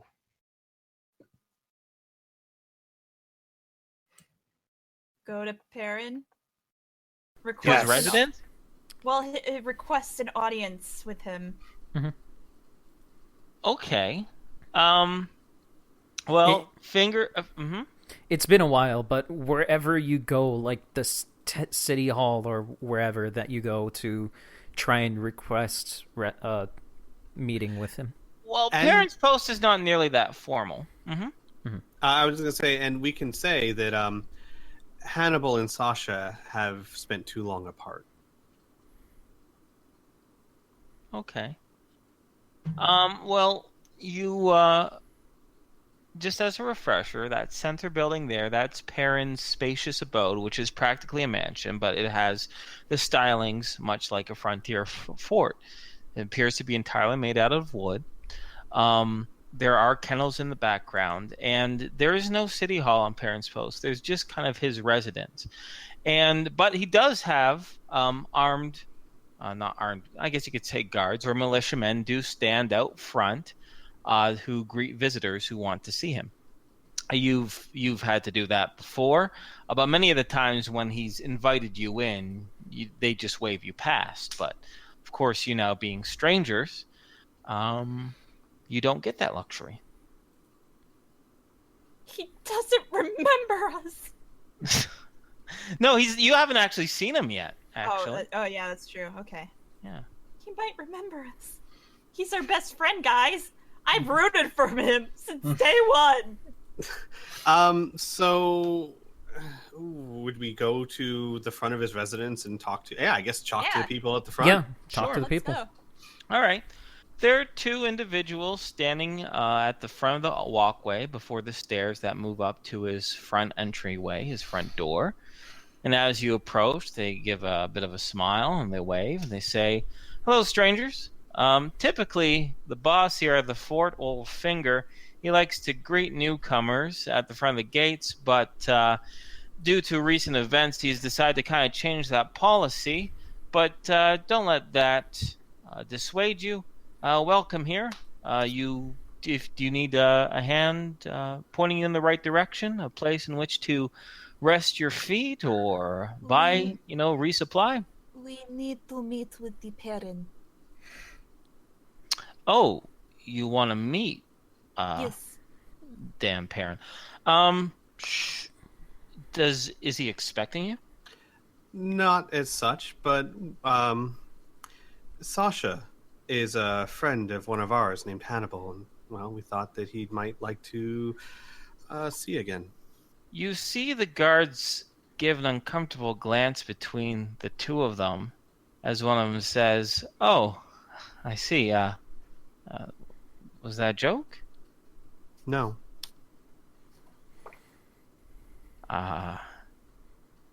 Well, we don't really arrange appointments with the kennels or with the dogs. It's mostly the man himself. I promise, at least I hope, if you tell him about Hannibal wanting to see Sasha, he'll understand. Or at the very least, come say hi. I would like you to roll me a D100, Squee. Alrighty. How does one do that? Okay. They, the young man that you're talking to kind of gives a bit of a sigh, and he says, "Listen, this isn't in my job description, all right? I'm here to screen visitors. If you're not expected, then I suggest just cool your heels over at the Bee and Barb, or do some shopping over at the Broken Drum, and if he is expecting you, as you say he will, I'm sure he'll make an appearance. Or he'll send a messenger for you. Okay?" I understand there's no rush, but he's not expecting us. That's the point of us coming to you. But if just at some point in the day you could mention it to him. Please. Okay, well, we'll see. It's a very strange thing. What is that, a code? No. Hannibal was one of his favorite puppies. Yeah, and he gave us Hannibal. Oh, Yeah. I thought you were newcomers. Oh, my mistake. Him and I have been here before. This is my first time, though. Yeah. Oh, okay. Sorry. We have done some business dealings with him, and we have stumbled upon something that he might be interested in. We would like to talk to him. That is all. And this is my mother, Mildred. Okay. Mildred, say hello. Yes, hello. All right. Nice to meet you. They're new. Okay. They give a bit of a glance over at Mildred and at Mila, and they say, "Well, an older gentleman, who's paired up with the younger man, he speaks up and he goes, "All right, well, we got the name of your dog. What about your names?" I got Mildred. Yes. Who's the rest? I am Mariah. All right, Mariah. Looks over to Al. Looks over to Tom. Looks over. August gives his name. Blink gives her name. Al. Oh God. Al will say Legolas. Nerd. It's the only book on elves he's ever written. And it's fictional, which is even funnier. I know. Okay, Legolas, yeah.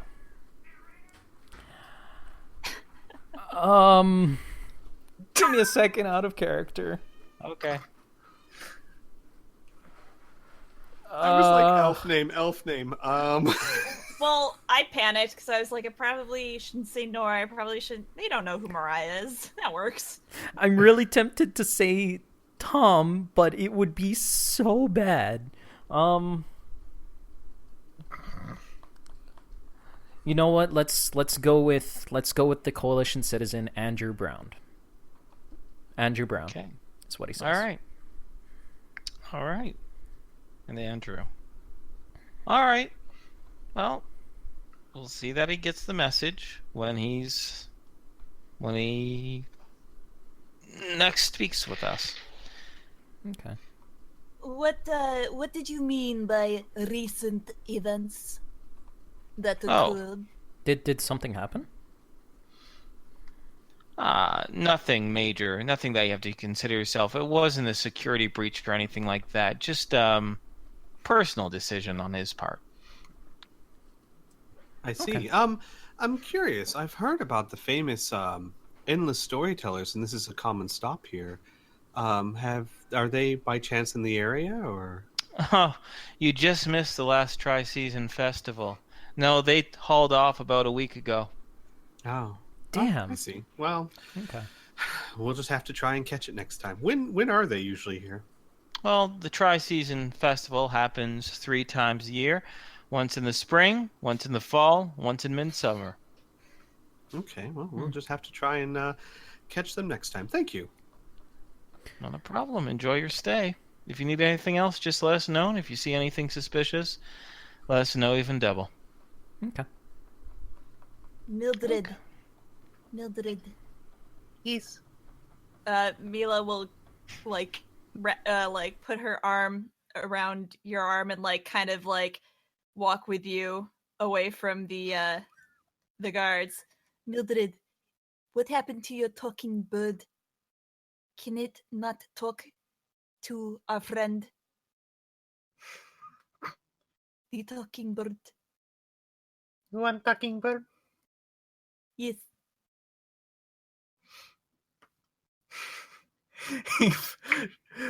This hand pats you on your hand. He says, Bird been dead for 10 years.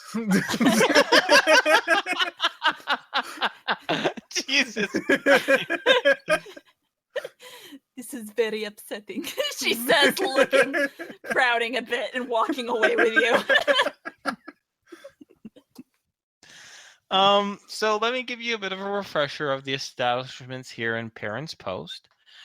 There's, of course, the Broken Drum.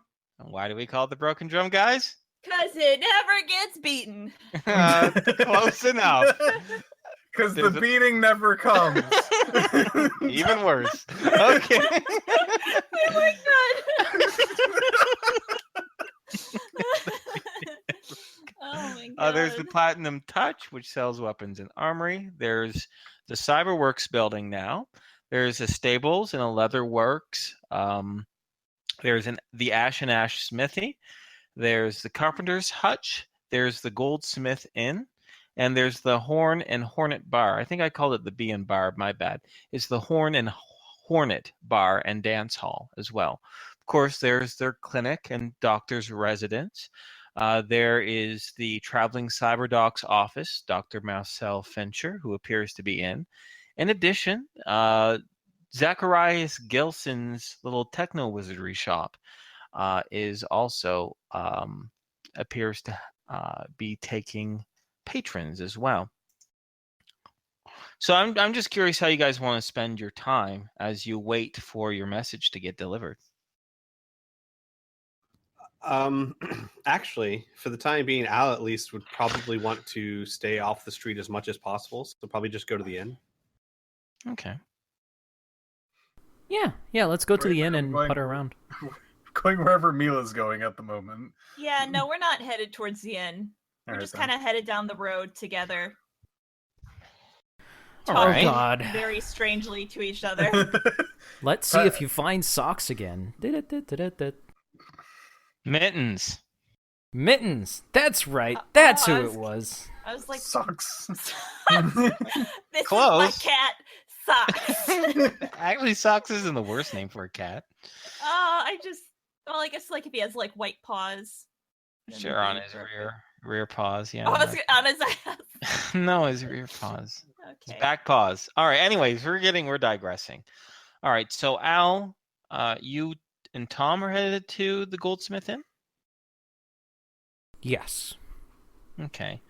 Now you guys notice Patrick and Mila, or the people they're pretending to be, they're kind of moving off. They're not turning around the corner. They're still continuing along the road. Mm-hmm. Are you gonna just let them be?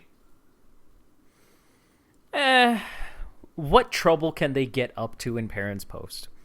That's Famous last no. words. That's Yeah, no, Tom's Al's- thoughts. Al will probably have the same thought and come to a different conclusion, so he'll go with them. Okay.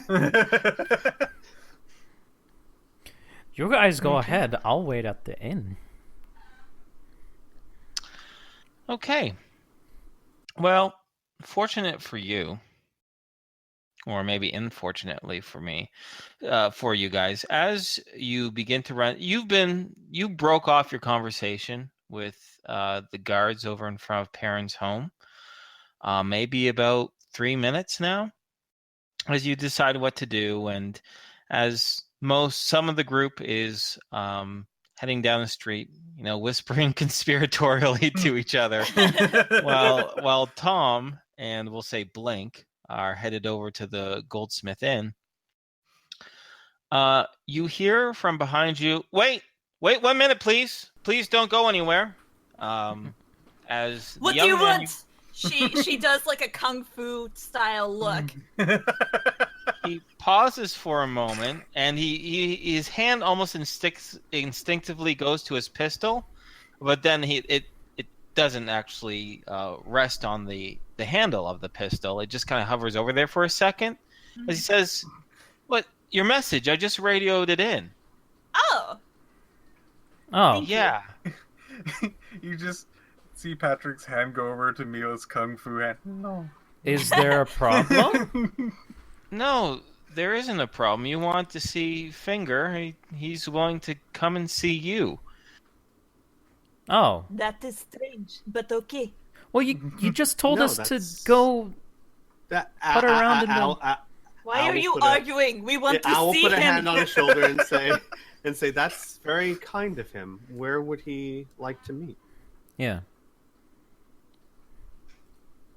He pauses for a moment and crosses his arms, and he says, "Well, you can stay right there. Or in fact, come with me, just back away to his friend's entranceway. He'll come out and see you. Okay. And if you have to know why, I didn't want to radio in. I thought you guys were strange. But We are. Jake, that I was with, said that you were acting a little suspicious, and it wouldn't help it wouldn't hurt to radio it in to make sure the boss knows. Sure enough, we dropped over the message, and he said he wanted to see you right away. Is that okay? Yeah, that sounds perfect. I was just confused. It sounds good. Let's go. Lead the way, my good man. Yes. Yeah, and he'll lead you back to the front of the house. And sure enough, after waiting just a few minutes by the front entranceway, the big glass and wood doors open up, and sure enough, you see Dan Finger Perrin. He looks... Wait a second. I have his picture. Let me get his picture. Yes. There he is. Oh, I'm going to just put him up. Oh, in the corner year has here. not been kind to him. What are you talking about? He In fact, hasn't changed. in fact, he's changed very little. He has the same physique. The only difference is that there's maybe a few more wisps of gray in his hair. Other than that, though, it's still mostly black. And he has his... he takes a moment, as actually steps out, scans his eyes over each of you carefully for a split second, and then he gives a big smile, and he begins to saunter down the steps, and he says, "Ah, now, there's a face I recognize," he says with a bit of a chuckle, as his finger points directly to Hannibal. He says, "It's hard for me to forget one of my old dogs, but Jake and Matthew there gave me your names, but I have to say I'm a little out of... I guess you have me at a disadvantage." He looks over towards Bear and he says, "Although you, my wolfen friend, might have stopped here at my place before, had a bit of problems with Fincher, didn't you?" Bear gives a small nod and he says, "It has been rectified." "Oh yeah, I heard. I just want to make sure I got the right guy." Al will look a little hurt and he'll say, "Perrin, you don't remember? You and I once had a shooting contest outside Perrin's post. I won, if I recall." You cheated, I bet. You are a cheaty elf. Al shushes Mila. Do you have chocolate milk, Perrin? Yes. I am parched. And you won that competition, and you still gave him 10 million credits. Mila will slap her hand over Tom's face. Ow! Chocolate and milk first. Perrin pauses. He lets you guys talk for a little bit, and you can see definitely a glint in his eye of recognition. He goes, "Yeah, my actor friend. Too bad you missed the endless storytellers. They could have used a few more in their troupe." Yeah. I think we should have ourselves a bit of a... He pauses for a moment. A bit of a reunion, I guess you could say. Although, I'm going to be honest with you. I've been in my fort here doing business for the past 2 weeks. I haven't had a chance to have a good stroll. Why don't you meet me outside? We'll, If you're up for a stroll, we have something we could show you that is about a little bit of walk outside Perrin's post. Might do you some good. A lot of things can do me some good. But tell you what, how about since it's my post, I suggest where we meet first. It's not going to be too far, and, well... Do not be rude, elf. Yes, my apologies. As you said, it is your post. Yeah, I reckon we have a lot to jaw about. He pauses for a moment. And he will then say, "Give me about a half hour or so, and I'll meet you just past the security gate. Just, hey." He gives a bit of a smile. You know where Cyberworks used to be tented up? I am familiar, No. yeah. I've never been here. Mm-hmm. But I know. Meet me there. Okay. I'll meet you there. All right. All right. And with that, he'll step back into his house and close the door. You can see he's taking another longer look at you all as you depart before he departs deeper into his home. We can skip ahead to that meeting if you want. Do it. Sure. Yeah. Sure. Sure. I would it. like to just narratively add that along the way to the security check, Mila will be complaining, or excuse me, Mariah will be complaining about the elf giving us directions and how we're going to be lost forever and we're never going to be in time, and just basically harass him. Oh, I see. And the elf will say, "Yes, Mariah. I know, Mariah. Thank you, Mariah." And it is not because you're an elf, it is because you are unreliable as a creature.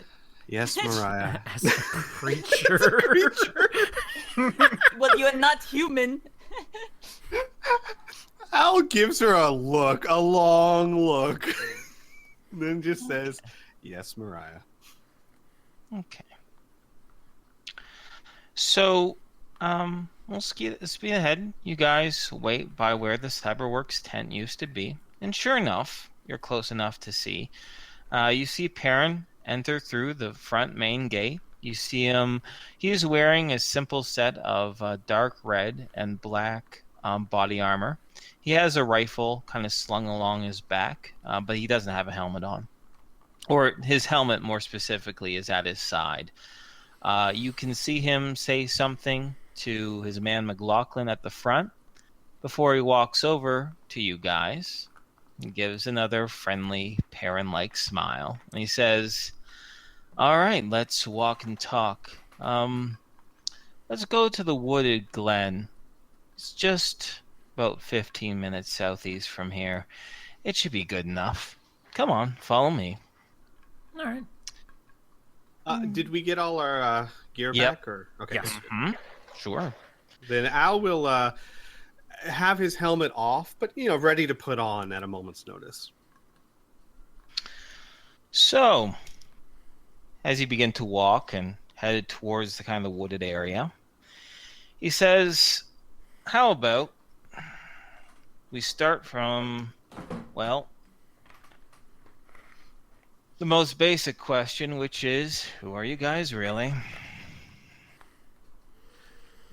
Can we I mean, speak unguarded? that why do you think we're talking outside here? It's only between you and I. But you, I recognize, and he points over to Tom, you too. You sparked my memory, which is a little embarrassing for me. You're the actor friends who came on by not too long ago. Although the things that you say don't make no sense because that was about an entirely different man. But I'm assuming he told you so you would be able to contact me. Not quite, Perrin. This is a bit awkward, but I am that man. I know once you tipped us off as to who might be listening, we adjusted, but I was telling you the truth when I first said, I am Al.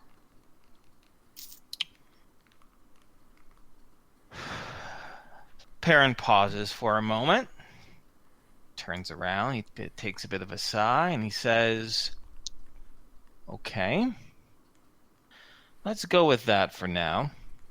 Al, how about the rest of you?" Perrin, you really don't recognize me? Did I do a good job with my accent? Was it my hair? Oh, geez, holy shit. Yeah, And you can see a big smile on his face. Mila's gonna run up and hug him. And he'll hug you too, and the tight will be a little squeezed, and he'll say, wait, just a moment. What? He goes, "There's been a serious problem here then. What? Hmm? Listen, either you got a wrong signal from one of my people, Or you felt you needed to approach me something that was really serious, but I told you to stay away from here until I gave you the all clear. And I didn't give you that signal. True. But I forgot about that. He will say it out loud. I didn't even realize that. Parent, I made you a letter. Did you get the letter? A letter? Oh, she looks disappointed. I guess It goes, not. I got some pictures, but that was months ago. That was for me! Really? He gives a kind of surprised laugh, and he pauses for a moment. He says, "Yeah, you're a great artist." But wait, hold up. So, Mila's here, and you say you're Al. Although he'll pause for a moment, and he'll say, "I'm still having a hard time believing that. I think you're more of an associate or a friend of Al's, and I'll explain the main reason why. Al had a bionic eye. You don't. I he don't also care. had a cybernetic arm. He sure did. Which means, a new arm. I've seen some pretty good fake arms, but I've never seen anyone be able to mask a mechanical look of an eye. Well, Fincher doesn't have the technology. No. Let's just say that in order to escape the coalition, Tom and I took some pretty drastic measures. fairly drastic. We're in different bodies. And he's going to give him a thumbs up. Perrin does not return the thumbs up, and he says, maybe. Perrin, That's- that's going to... what I'm going to say is going to sound a little bit surprising, but that's the least surprising thing we would like to show you today. Yeah. Uh-huh. Well, hold on. Before we go any further. This, and he's going to motion over to... I can't remember what Mila gave to Patrick's name, but this is Patrick. He's using a magical item that allows him to disguise himself as a woman. Oh, Perrin says, powerful illusions. Yes. Now I get it. We Well, for typically would never break your rules, but we felt in this situation you would forgive us. Well, it's kind of all of our asses in the sling, after all. But I gotta say, now it makes more sense, magic. Old woman, younger man, and an elf. I mean, it's pretty good. Although, I'll have to talk with Serenity there at the gate. She probably should have been a little bit more alert. Doesn't matter. Well, I think we have a lot to share with each other. Mhm. And it makes me even happier that we're having this talk outside the gate. And he's continuing to walk, and you've actually entered into the woods a little bit. Mhm. He says, well, let's make one thing clear. Illusions or no illusions, things in Perrin Post have changed for a little bit. I'm still an informant, I guess you could say, for the coalition states, although the person I report to has changed, and it's changed considerably. Before it was that blonde prick, but last time I heard, he got himself replaced.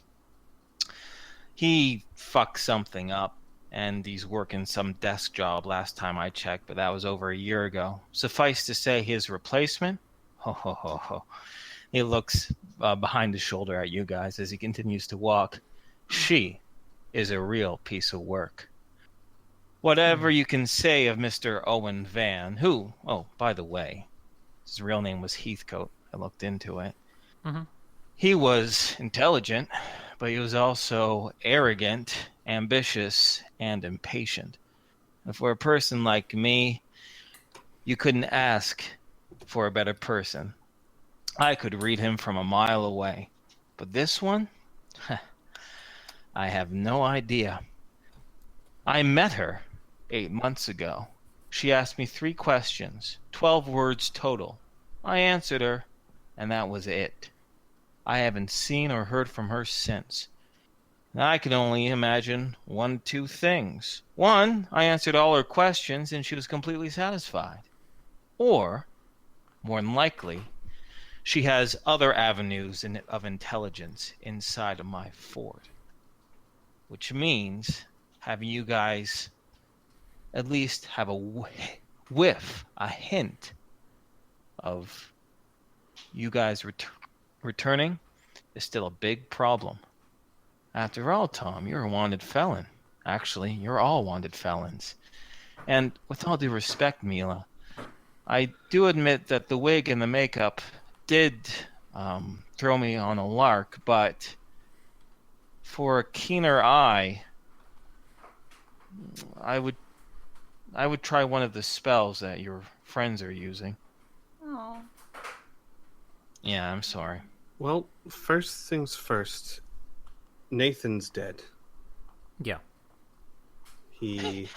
Perrin pauses for a moment. And he stops in his tracks and he stands around and he goes, "Oh, really? Huh." He kept trying to track us down. It came to a head, and he didn't really walk away from it. I see. Doesn't sound like something that could have been avoided, right? I do wish it could have gone another way, but yes, he brought it on himself. Mm-hmm. Perrin shrugs and he says, serves him right then. I won't mourn him. He was a raging asshole. He followed us to the East Coast. Yeah. Yeah, I got word from some of my people back east. Said that you guys, I guess this was still under the guise that you had. But, they needed to be recompensated for items that they gave away to individuals that I described, at least Mila and Patrick. I was wondering why actors who said they were going to just be with your little group for a short period of time, decide to stick around with them all the way to the east and come back here, but now it's starting to make a lot more sense. Mm-hmm. Yes. To answer your question, it is a little bit risky, but we remember how fond you are of business and sites that you have never seen and things that might be able to make you money, and no matter what's going on, business must go on. If nothing else, for all the trouble we've given you, we wanted to show you something that we're quite sure you've never seen the like of before. Oh, really? He says. And you can hear his voice is a little distant, a little distracted. He says, we're here. Sorry, he says, but I come to this place sometimes to think. I know it's completely private. It's a particularly beautiful area of the woods. Besides, and he looks over to Mila, I figured you'd want to see her again, now that I know who I'm talking to. And past a little bit of a clearing, you see underneath a big, beautiful, large old oak tree is a small memorial of an individual, of what appears to be a gravestone with the word Sasha on it, and written in a description underneath of it simply says, "The best friend a man could ever ask for." And you see a small, tiny statue of a dog resting its head over top the grave marker. Perrin gives... What is this? It's Perrin sighs and he leans up against the oak and he says, well, I lost her last winter. Who did you lose? Well, he gestures over there, Sasha, of course. It's actually,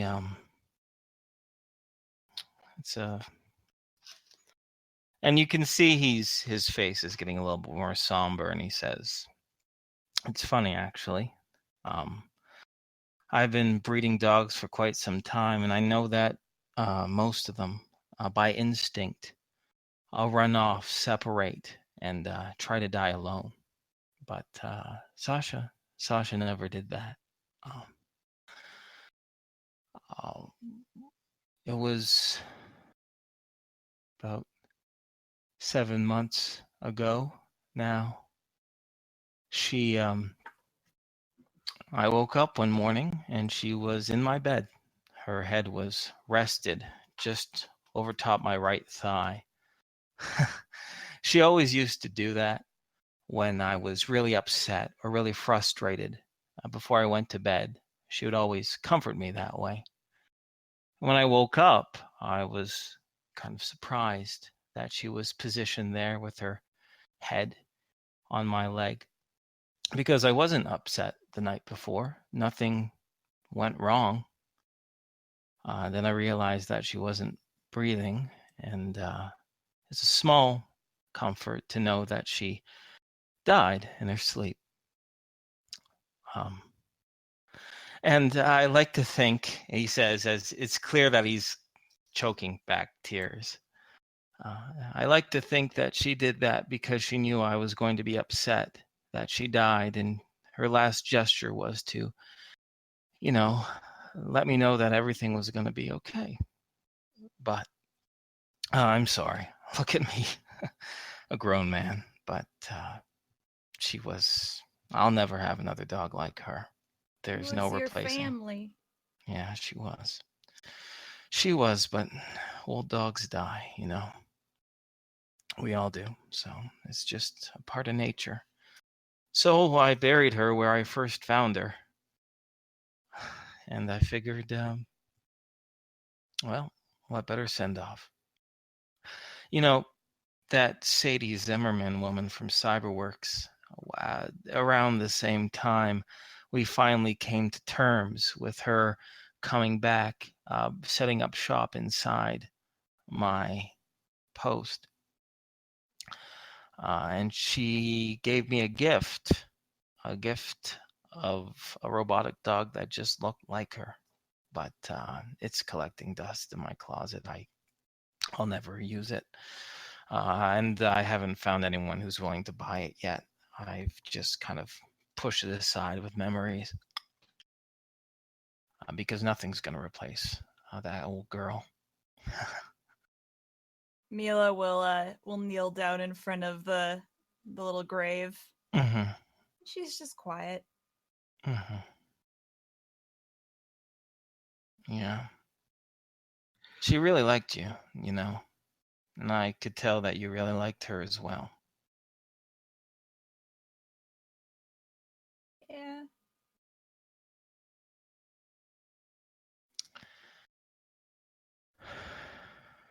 Sorry, this kind of kills the mood with your whole business deal there, Al.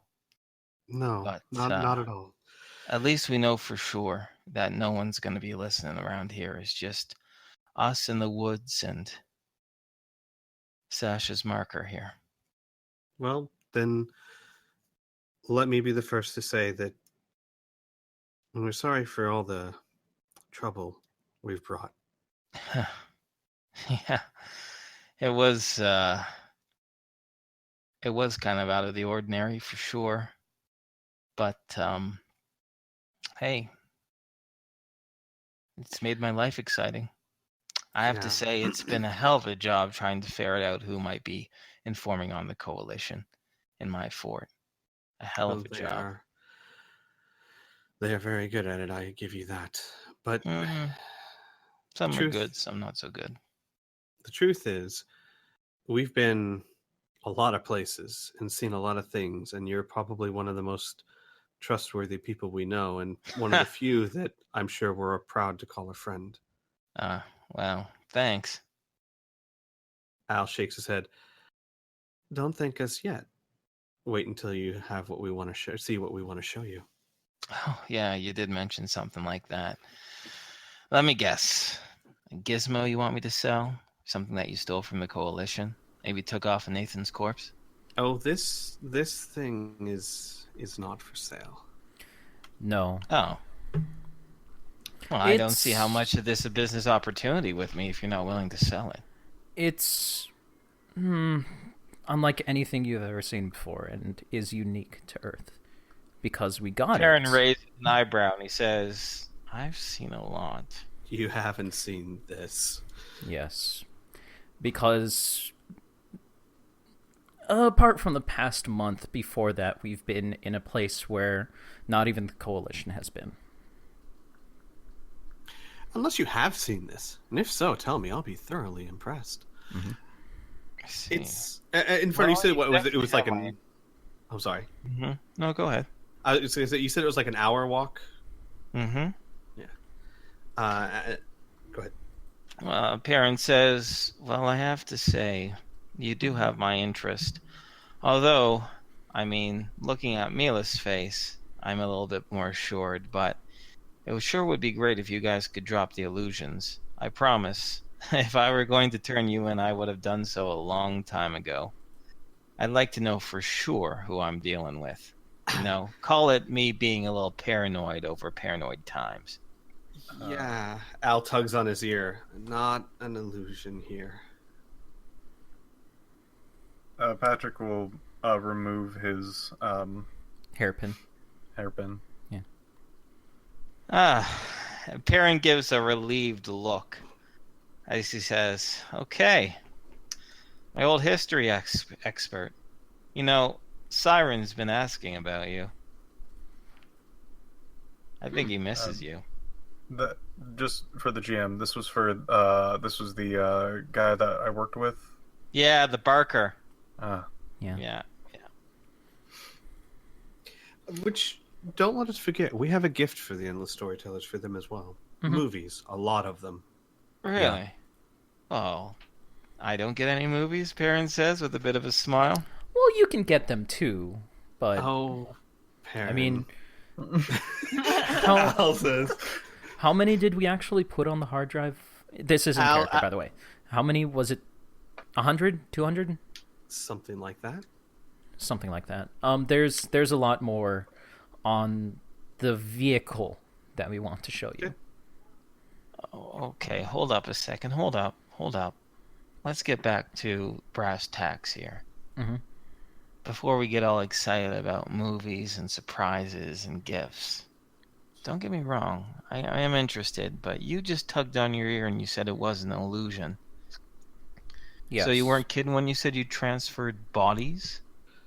Well, the details would take a long time to explain, but the short story is we made a very powerful alliance with an entity who, in return for a favor, allowed us to, I guess you would say, transfer our essence, all my thoughts, my memories, everything I am, my skills, to, well, the body of an elf.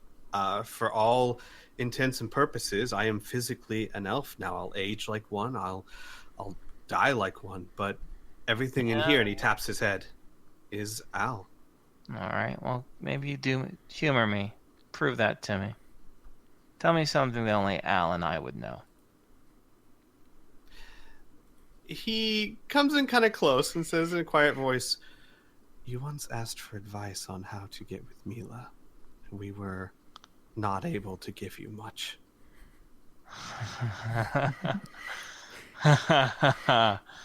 Okay. Mila? Hmm? Mila. Hmm? Is this guy telling the truth? What? Is this really Al? She's talking normally, but you just see tears going down her face. Yeah. And he leans over and he squeezes her shoulder and he goes, "Never mind, don't worry. Patrick." Yes. Still the girl's voice. Patrick says, "You can probably drop the voice too if you want." I need to get back to the ship. Yeah, there's another magical device that he used to alter his voice too. It's part of the getup. I'm sorry. Perrin shakes his head a little bit. He goes, "Okay. I think I got enough evidence to think I can trust you. How about we just take a moment, collect ourselves." He looks over to Mila. "And then you can show me what you want to show me. Well, it's about an hour walk, so yes, Oof, let's take a wow, look. you sure know how to hike. I do enjoy my strolls, but I'm not a young dog either. Well, if you want, we can go grab a vehicle. Yeah, we Oh, do no! have a. Oh. I would say we can go back by the post and grab a vehicle if you prefer. Yeah, we do have an ATV. I don't want Perrin to die too. Oh man. And Perrin will pause for a moment. He'll raise his hand to the three of you. And he'll actually sit over across from Mila next to Sasha's grave marker. And he'll say, I cried like that for a straight week after she died. I get it. But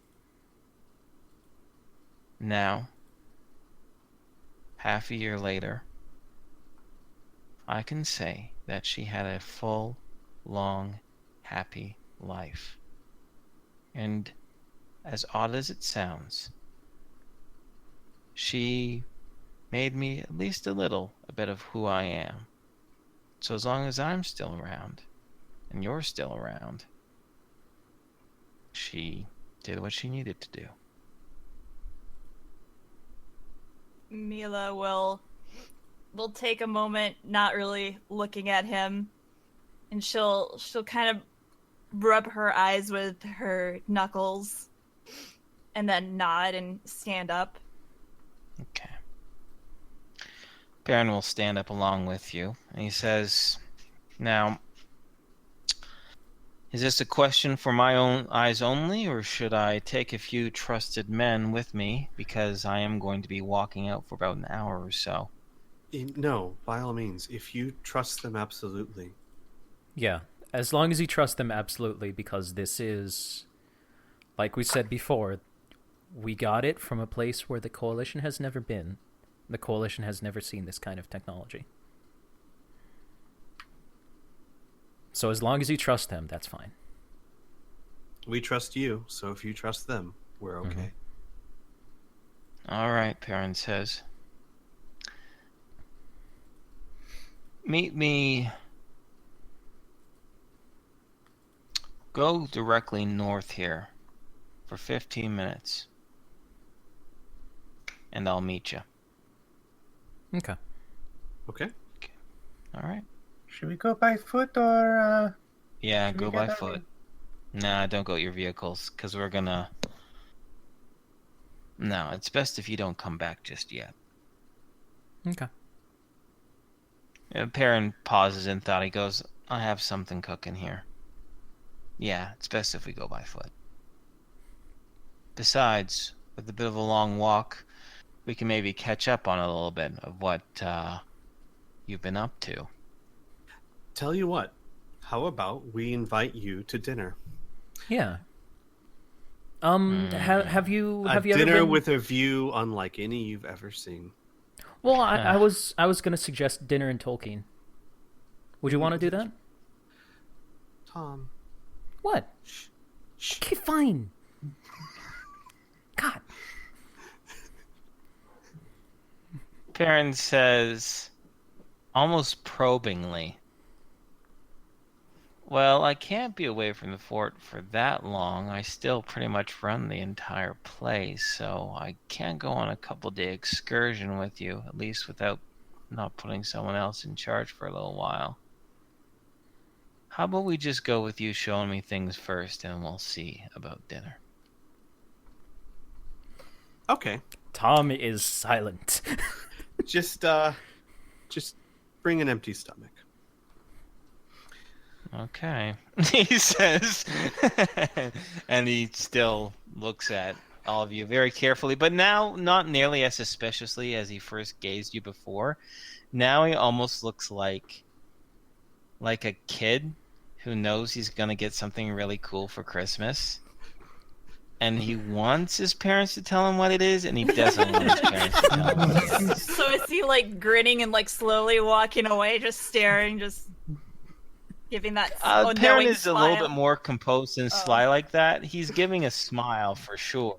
Well, And his eyes are as mirthful. But yeah, he's not grinning into ear, at least not yet. pretty sure he can't pick up this present and shake it. No. Hilarious. But suffice to say, Perrin does meet up with you, and he has only one man with him. The one known as McLaughlin.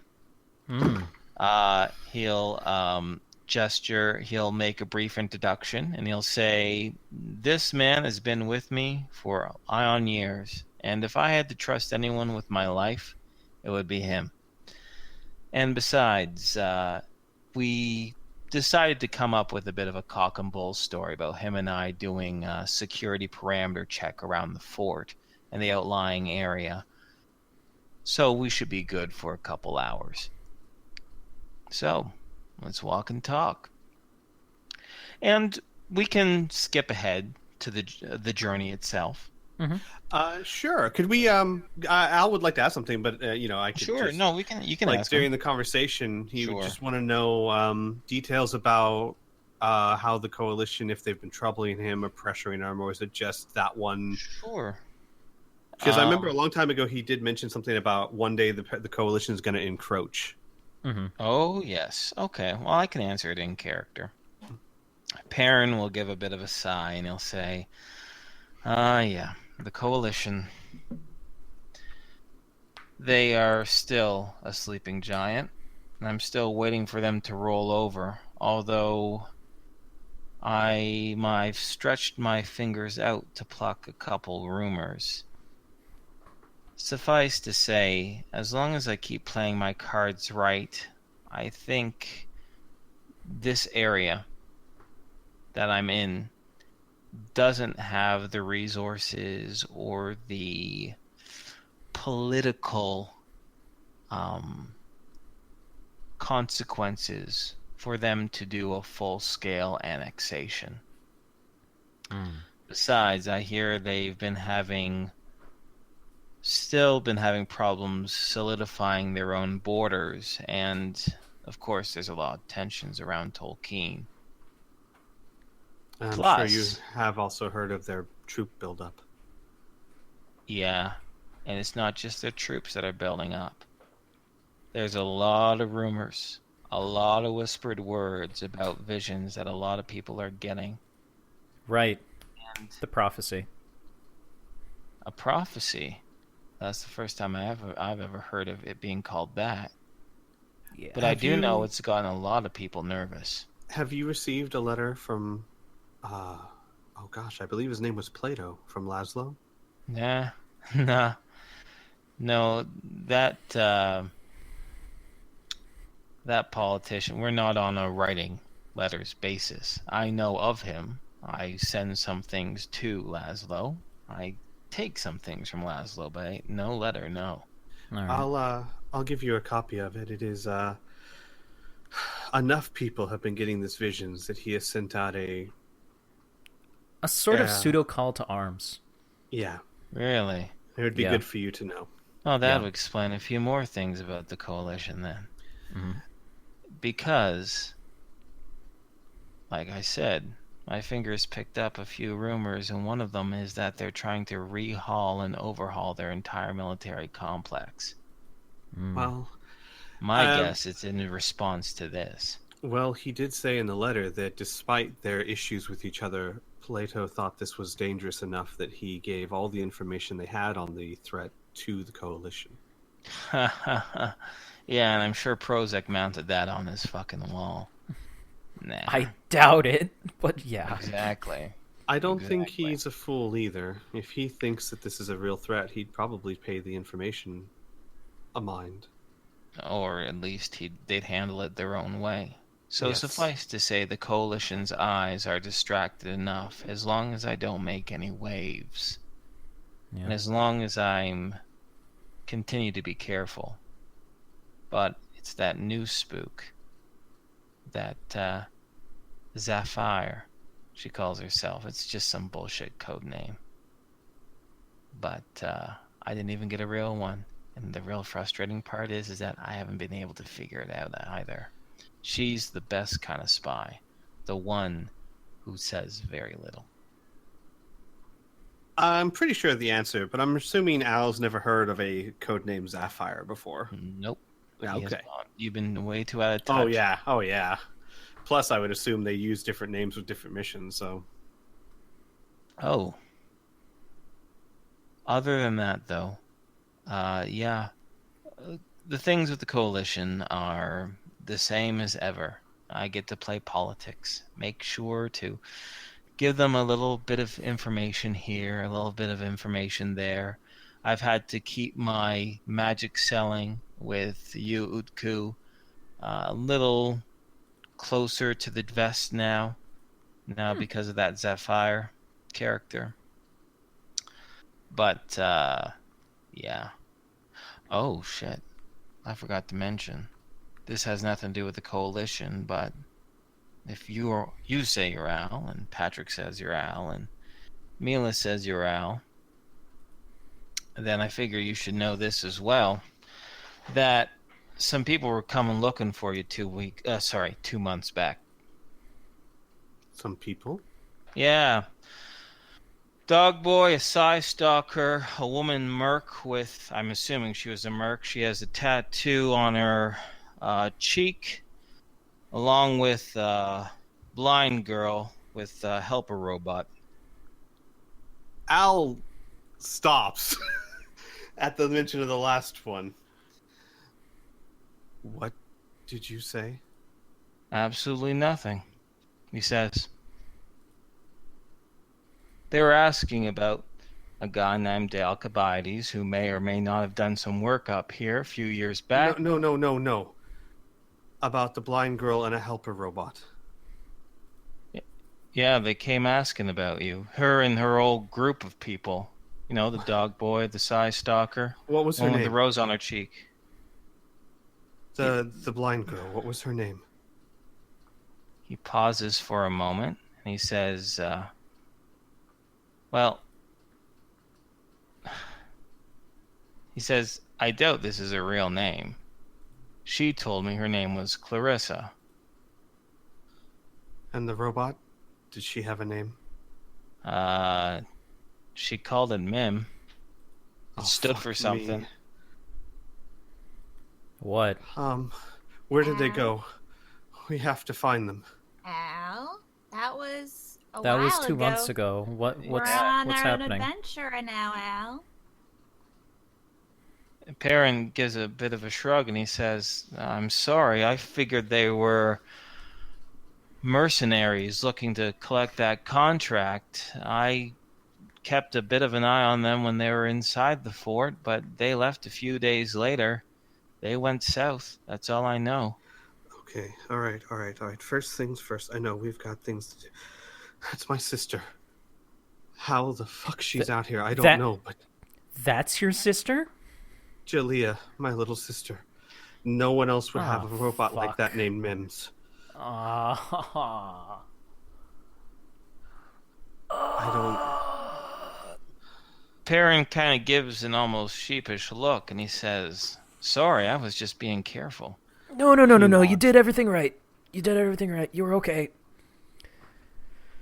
I'll tell you what, he says. Woo. I'll reach out as a favor to you. He says, I'll reach my fingers out. A blind girl with a robot named Mims, a woman with a tattoo on her face. I mean, Psy Stalkers and Dog Boys, they're a little bit harder.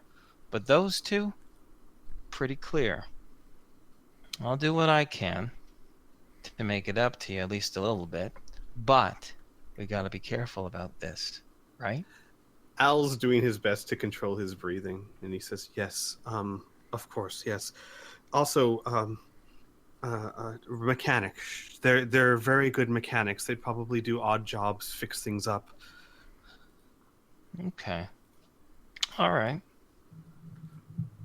I'll put that in the vault. Right. Sorry. Personal business later. We have other things to deal with now. Okay. She seemed well. Sure. She was pretty insistent She called me a bold-faced liar when I told her I never heard or saw you before. But other than that, yeah, she was well.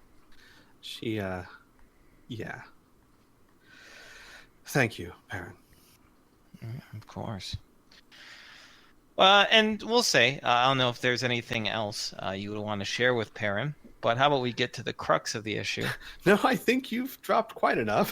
Yeah, yeah. I Are think you sure I dropped could drop quite a enough. few more bombs? No. Let's get No, to the you're fucking good? ship. Mila, Okay. you died 30 years ago. You're a ghost that's haunting the body of a young woman. No. I am Sasha. Oh my god. All right.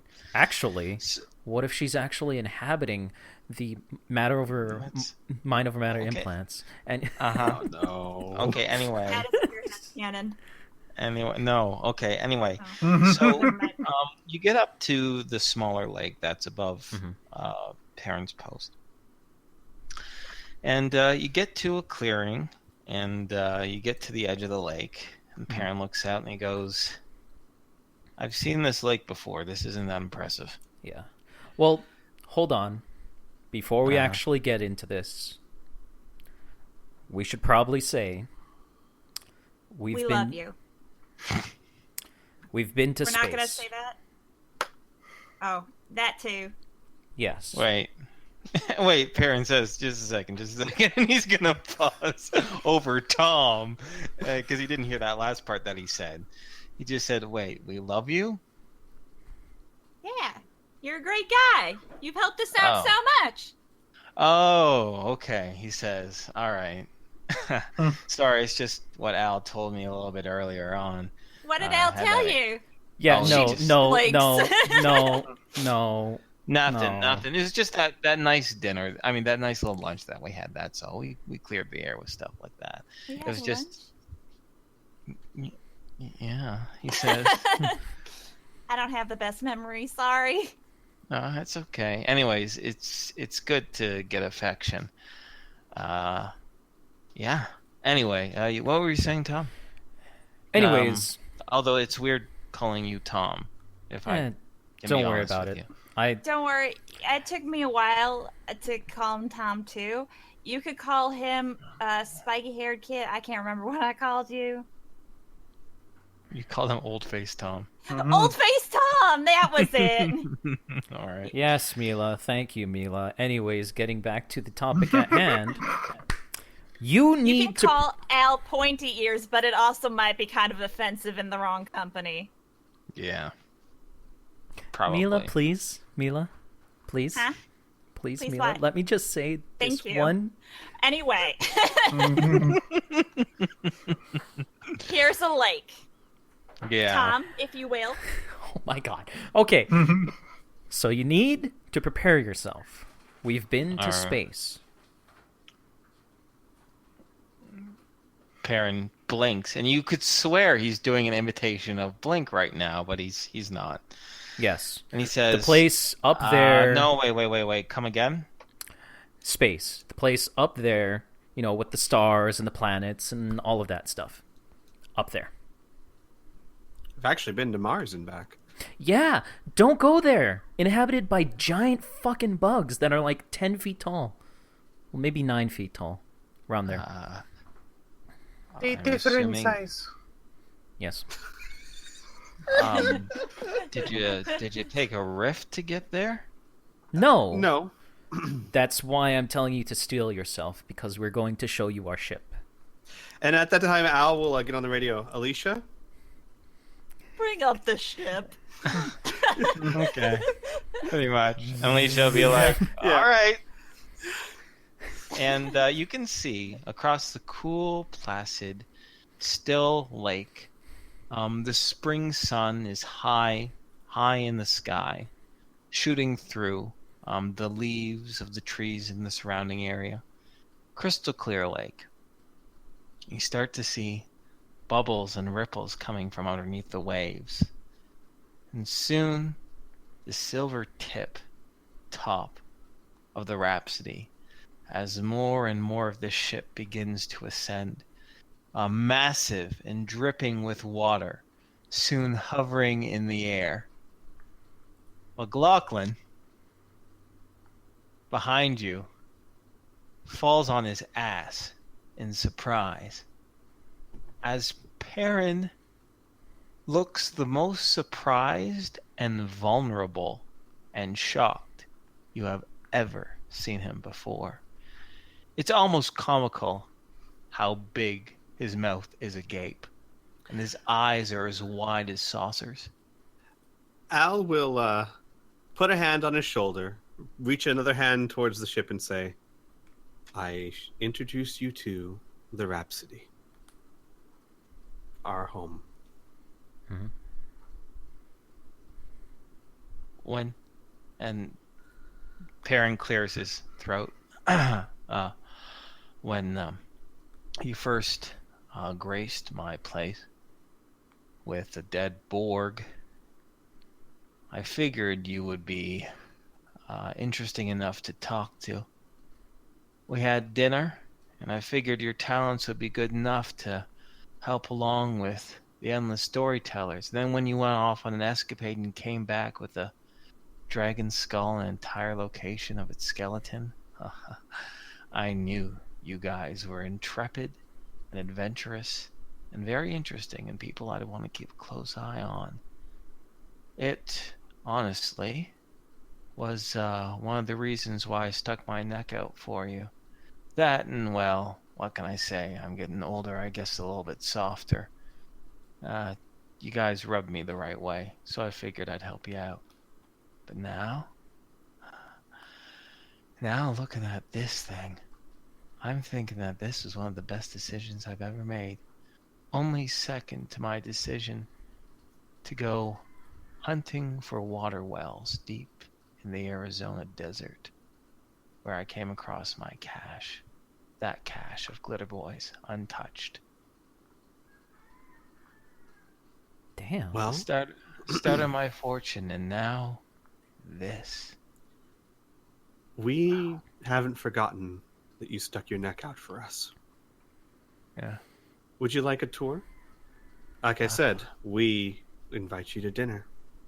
Yeah, I don't think my legs are really working all that great right now. I'm gonna just stand here for a bit. I can carry you.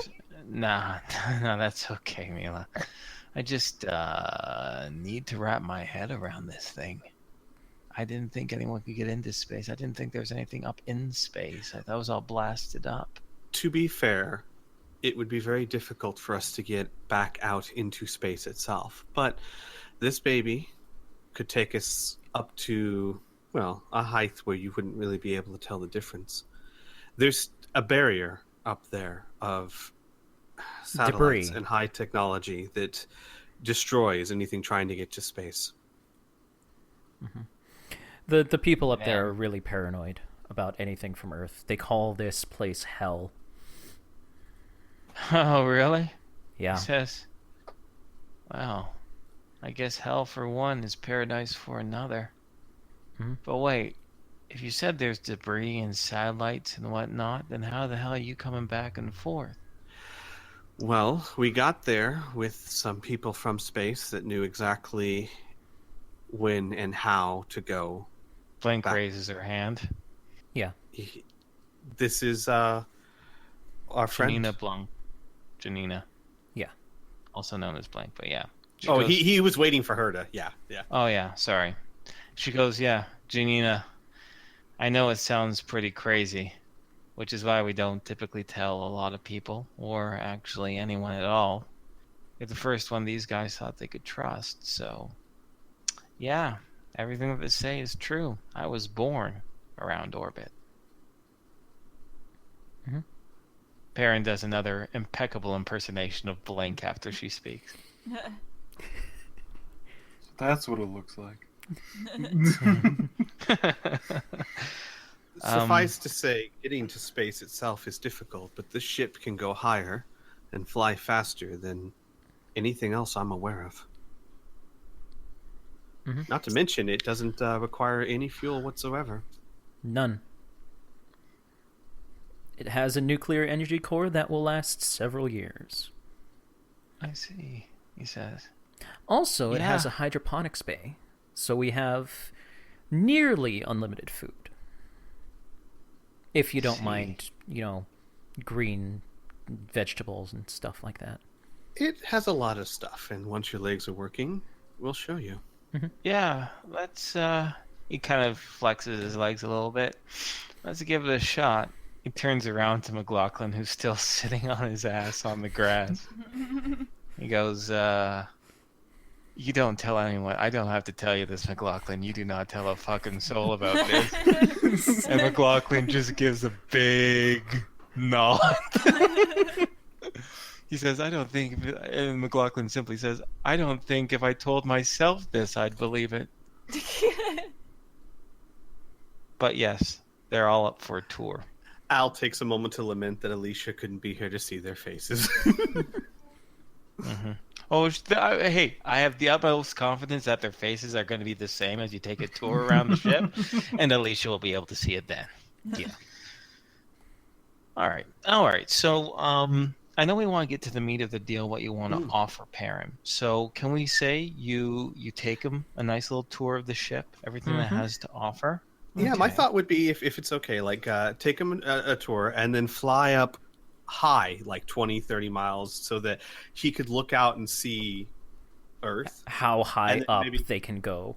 Well, yeah, and just get a view he's never seen before and have dinner. Okay. All right. And maybe And- over dinner, you propose? Okay. Yeah. And don't forget, All right. he'll also see the behemoth in the cargo area. Sure, of When they course. go in. I won't forget that.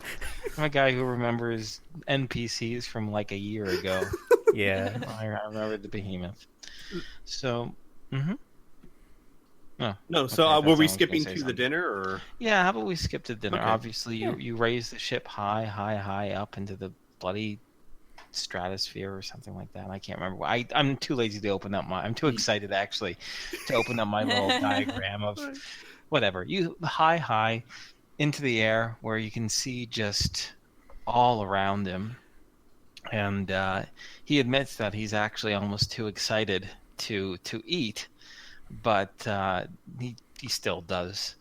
But he, like, during dinner, he talks so much, he asks so many questions. I'm sure you guys have a lot to discuss with him. By the end, he's maybe taken 3 bites of his meal. Oh, God, okay. But, Mhm. so what are you going to offer him? Well, yeah. So when they're sitting down, I guess, and players, the other guys, do you mind if I take a little bit of a lead on this and then jump in when you want? Do it. Yeah, go for it. All right, I've been thinking. A We lot. we already, you and I already created this Right. thing, so Yeah, let's do listen, it. I came up with the idea, you made it possible. I'll take credit for it. Just So- talk. Al starts simply, goes, so Perrin, what would you do if you had a ship like this? Perrin pauses for a moment and he says, I don't know. How long does it take you to get to Tolkien? A few hours? Jesus. I reckon you don't come across a lot of things up in the air either, especially at this height. Absolutely Nothing not. Nothing that I'm aware of that could, and even if they could, we could probably outrun them. And our radar is more advanced than most things I've come across too, so we could see them coming first. Then it was something like that. He says, to me, that seems like a fantastic operation to deliver high priority, highly secretive goods to destinations that would only take hours to get to. Sorry, I'm sure this thing can do all sorts of amazing things, but you asked me what I would do with it. That's what I would do. No, I completely understand. You're a businessman, and I wouldn't expect you to think of it in other terms. Here's the deal, Perrin. Oh, As I a said- deal. He says, now you're speaking my language. I As I said almost before, thought you forgot how I like to talk. Al shakes his head. No. I haven't forgotten.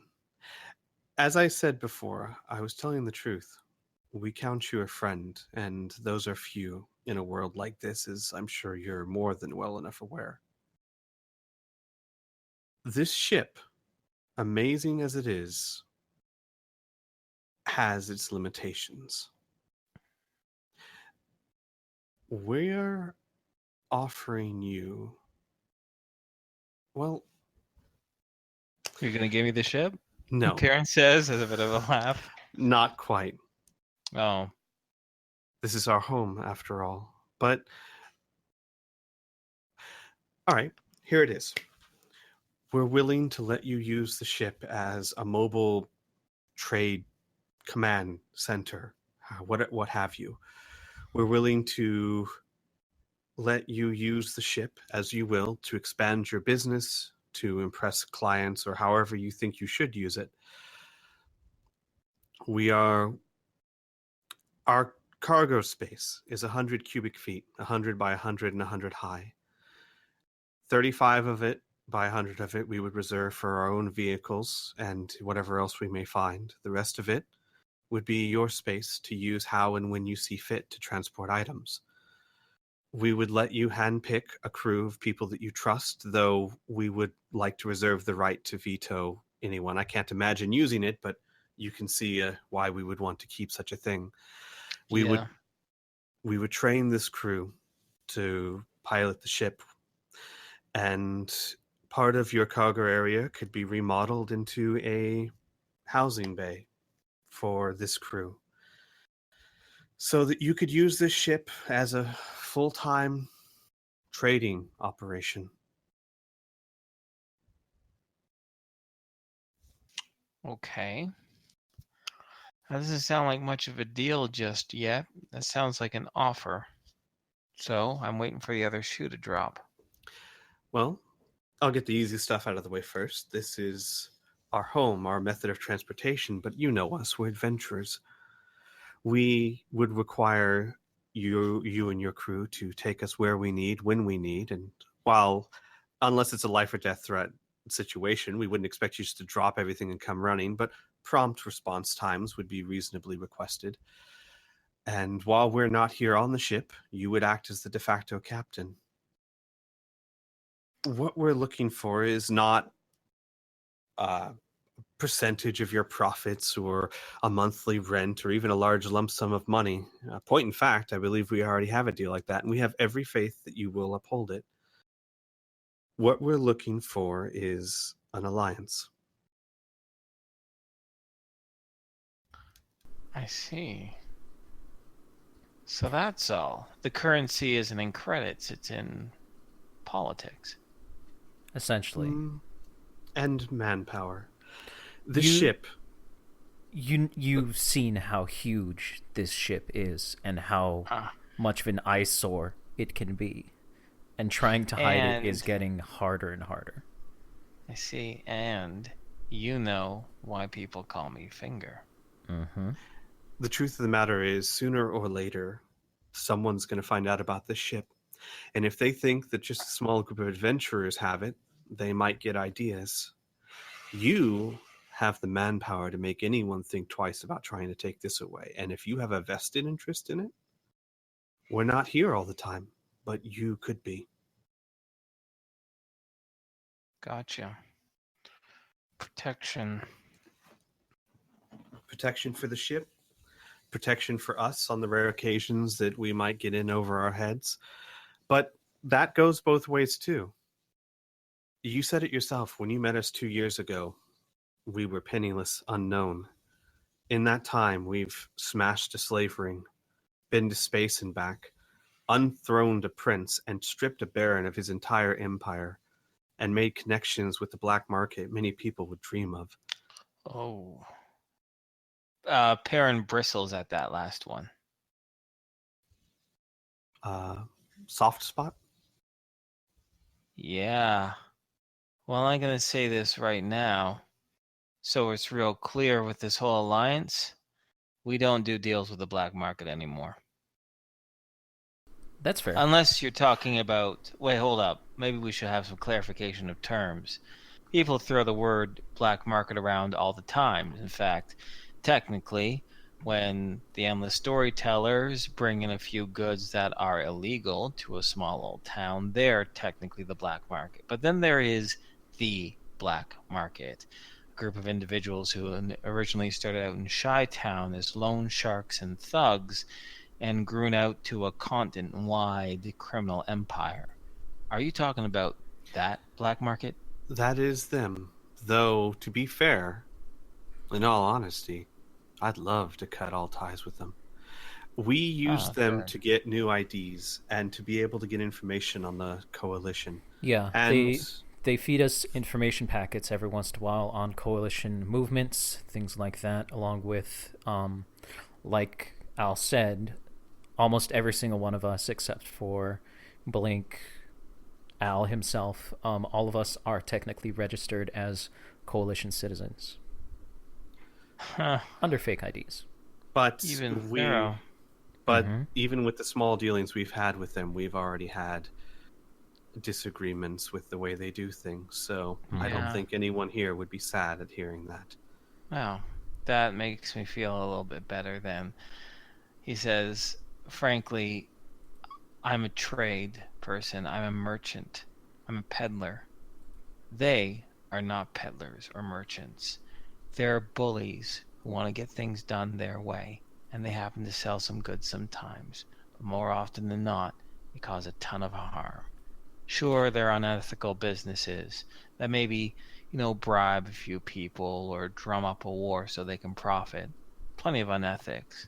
But when you start throwing into intimidation, murder, and slavery, then yeah, I'm not even touching them, no matter what they got. That's fair. That aside, my point was we can be very powerful allies as well. Just to note, there, we've done these dealings with the black market. We have sold some fairly large things. Mind you, we didn't know it was them when we first sold it. Oh, yeah, like sure, a- that doesn't surprise me either. Then we got in first contact with just chatting with them, and that resolved in completely taking down their operation in a town. Oh, really? What town? Tolkien. The entire black market branch of Tolkien. Holy shit, you weren't kidding. Of course, I'd have to look into that, make sure you guys aren't just blowing a bunch of smoke up my ass. But considering we're having lunch 30 miles from the Earth, I'm willing to bet you're telling the truth. What you'll find is that the police department had a sudden rash of evidence, new techniques of investigating that they'd never tried before, which managed to link them to numerous big players in the black market. And they happened to crack their lingo, secret language. And it's enabled them to set up a bunch of sting operations that took down almost every major player. And you, he points to Patrick, are looking at the man who found the evidence for them. Wow. Perrin says it's been a hell of it's been a year and 8 months, almost 2 years. Hell of a time. We have been busy. Clearly. He says as he takes the second of the 3 bites he's ever going to take during this meal. I would mention that if you're looking for information, it's going to be hard to do. No. It's okay. It's okay. I believe you. Patrick nods, not further explaining. Sure. Perrin will say, give me just a little while to think about this. The only thing that you said in that whole pitch of yours that has me worried is you saying that eventually this thing is going to be discovered. And you're depending on me and my political and military connections to be a much larger deterrent than if you were doing that yourself. We do plan, of course, to share the load of defending it, obviously, and we are No. powerful, but like I said, we're adventurers. We Yeah. adventure. You're powerful, but we got entire nation states to contend with. People Let's would be like a honest. treat like this. That is They true. would. Pretty much I can't think of anyone who wouldn't kill to have this opportunity. So, let me be honest with you. My connections are vast. That is true.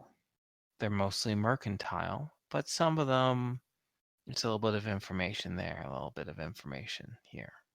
That's true. Problem is that if I were able to contend or fight with the coalition states, I wouldn't worry about being an appeasing to them. I wouldn't be worried about being an informer to them. It's best if this is never discovered, full stop. I can And agree with that. I'm more than that. And I think that's much more along my capabilities than us unveiling this to the world and then depending on me to back you up. I would much prefer that outcome as well. Okay. But if this shit does hit the fan, well, at least you're not completely flying on your own. And the only other thing I have to determine, he says, is whether I want to put someone else in charge of Perrin's post and me be a co-captain of this thing, like you said, or manage Perrin's post and have trusted people on board. Not Well, gonna lie. Another thought could be it would probably be incredibly hard to do it, but you probably have the resources to maybe set up another post and slowly move to there. Sure, I guess, although that's more of a long-term project, let's just say. I have the capital for it, but just having money doesn't make a town spread out from nowhere, right? That's true. It's no good if no one's actually going to come and trade to it, for example. Suffice to say, I'm very tempted to... Listen, now that Sash is gone, things have changed for me. I've been feeling restless in the post, and all this coalition bullshit, along with a bunch of other games I have to play with unknown amount of factions, is tiring. This would be one hell of a working vacation for me. That's for damn sure. I think that it's fair to make sure that you fully understand what we're talking about here. Oh? We've had too many dealings with people that end up trying to stab us in the back or dealing Exploit in you? ways or shooting innocents in the head. Yes, Black market yet again, I reckon. you reckon correctly. But you stuck your neck out for us when you didn't have to. Giving us over to the coalition could have probably netted you quite a pretty penny, and you didn't do it. We are tired of making deals with people that we can't stand. And it would be nice to have an alliance with someone that we call a friend. What we're asking for is not just a business deal. We want, for once, to be connected to someone where, if you'll pardon my language, if they fuck with you, they fuck with us. And if they fuck with us, they fucked with you. Karen gives a bit of a smirk. Life has its share of irony. When I found all those glitter boys, I sat on that information for 2.5 years because I wanted to get the best deal to make sure I wasn't in anyone else's pocket. I finally was able to do that, and the reason why I did that is sure I could have buddied up to the coalition states, could have buddied up to Tolkien or Laszlo or Bandito Arms or Northern Gun or a host of them. But I wanted to do that because I was independent. I wanted to run my own thing. So I have never in my entire life been in alliance with anyone. But, on the other hand, never in my entire life have I had a meal 30 miles above the earth. I've never had this opportunity before, and with all due respect, you guys aren't like anyone else I've ever had to deal with. And considering we've had our own shares of troubles that we both have had to deal with in order to protect each other, and the very fact that you didn't turn me in when I gave you that fake cred chip, nor have you even brought up the $80 million that I actually still owe you, other than in loose terms. We'll have to suss out the details still. And this is going to be a hell of a lot of work. But hell, why not? Perrin raises out a hand to you, to all of you in a general handshake. And he says, I'm in. Awesome. Yeah. Tom And- shakes his hand. Mila's And- just clapping. shake. Yay! And Al would say, "Oh, and about the movies, Tom, how many do we have on the ship?" Thousands. Al's showing off. He's showing off again. Did you hear that tone, Perrin? You're gonna have to get used to it. He does that. How many do we have in? What was that? He knows how many we have in. Unless he doesn't. Otherwise, I just sound mean. Al looks a little sheepish. He's like, "Actually, I didn't know." The ship's computer has about a zettabyte or a couple of zettabytes of information. August says that's 200,300,042 full-length feature films in HKD, which is a crystal clear projection that Earth technology does not have. August, In fact, I mean, Perrin looks over to August. Perrin looks over to Mila. Perrin looks over to Al and Tom and Patrick. Like, is this guy for real?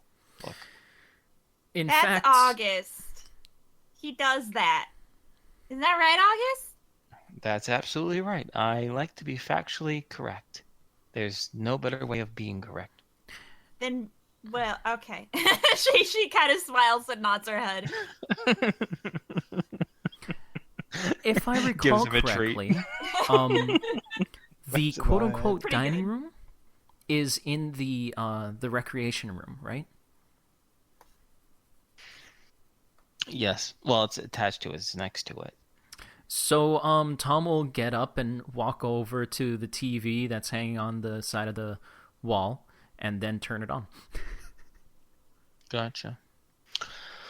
Well, we can say that you continue to blow Perrin and McLaughlin's mind for quite some time. But suffice to say, yeah, you have yourself a new ally. An alliance completely. There were a couple of like small minor details that I didn't get to. Sure. Like, for example, we are willing to offer Perrin first pick of buying any sort of loot we find in return for being able to have him also sell our loot.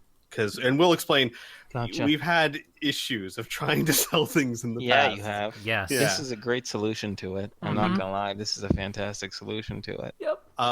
We would also see how he's feeling about, within reason, if we need repairs to Behemoth or Power Armor and whatnot, that kind of thing. And then what was the other thing? It was I can't think of anything. I can't think of you got anything it. else actually. Yeah. And then when we would go over with the he would have to, like, the building of the bays for the crew would have to be on him, but of course he would have our Yeah. full blessing and how he wanted to redo it. We would probably mention that because of recent events and having to repair certain things, we're down to like 190 grand. Oh, Yeah. that So was we're it. kind of yeah. We have a fully stocked med bay, and while I'm here, I'm more than happy to treat any wounds or anything of the crew that's needed. But, you know, it might be best if he also has a med tech on hand when we're not here. Okay. Perrin, before we wrap up the session, Perrin will say, he says, this whole crew thing, this is a big, if you can pardon my language, this is a big... What happened? Criana left. Oh, no. Oh no. Oh, okay. She needs her rest. She needs a rest. I'm wrapping this up too because I also need to Okay. sleep too. But Perrin is simply gonna say, finding a reliable crew, reliable set of individuals, will take some time. Perrin already has a short list of people that he can trust, but he wants to know approximately how many people you think would fill out all these crew slots. Well, actually, and Tom will bring out the little tablet pocket computer thing that he got from space, and he'll throw up the drawing that I put in Discord, and he'll go, well, this is a rough approximation of how big you can make it. You can obviously make these quote-unquote apartments bigger, smaller, whatever, and you can fit like 2 people per, and that would be 18, 20, 30, 36 people? Yeah, Maybe okay. more? You But- misunderstand me. Yeah, I I want to know the minimum amount of people you need. well, depending on how much you're on the move, 1 or 2 people that could pilot, so that they could pilot in shifts. Obviously, you would need people to move cargo on and off, but I suppose they could also be the number that's really going to be the biggest. Probably would be security. You need a pilot, maybe a doctor, and maybe a few people to run maintenance on the ship. But the majority of your workforce would be movers of cargo and defenders in case things get hairy. Doctor, huh? Mhm. Okay. All right. I'm gonna head back to the post. I mean, oh, sorry, I'm not gonna say that in character. So out of character, he's gonna head back to the post for now. I have an important piece of information. Okay. Now, Finger, there is one person on this planet other than our group, and you, too, that know about this. Okay. He's not particularly too fond of us, probably. Oh. Remember when we said we dethroned a Baron?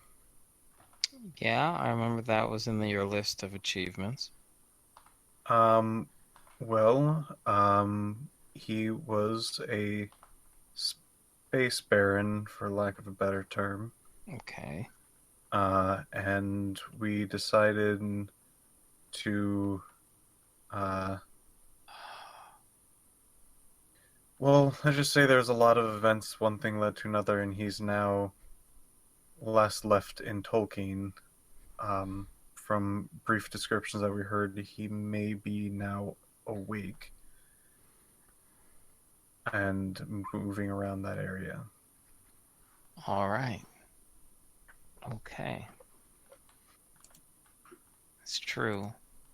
If we really want to keep a lid on everything, I mean, if one man rants about a spaceship in the sky, a lot of people are going to think he's crazy. Even more so if he doesn't have any proof of it, right? Mm-hmm. We just have to make sure more people don't repeat that. Because one person, you're crazy. 6 people, maybe that crazy person has something to say. In that All right. regard, anything you need from us to help keep the ship quiet, let us know.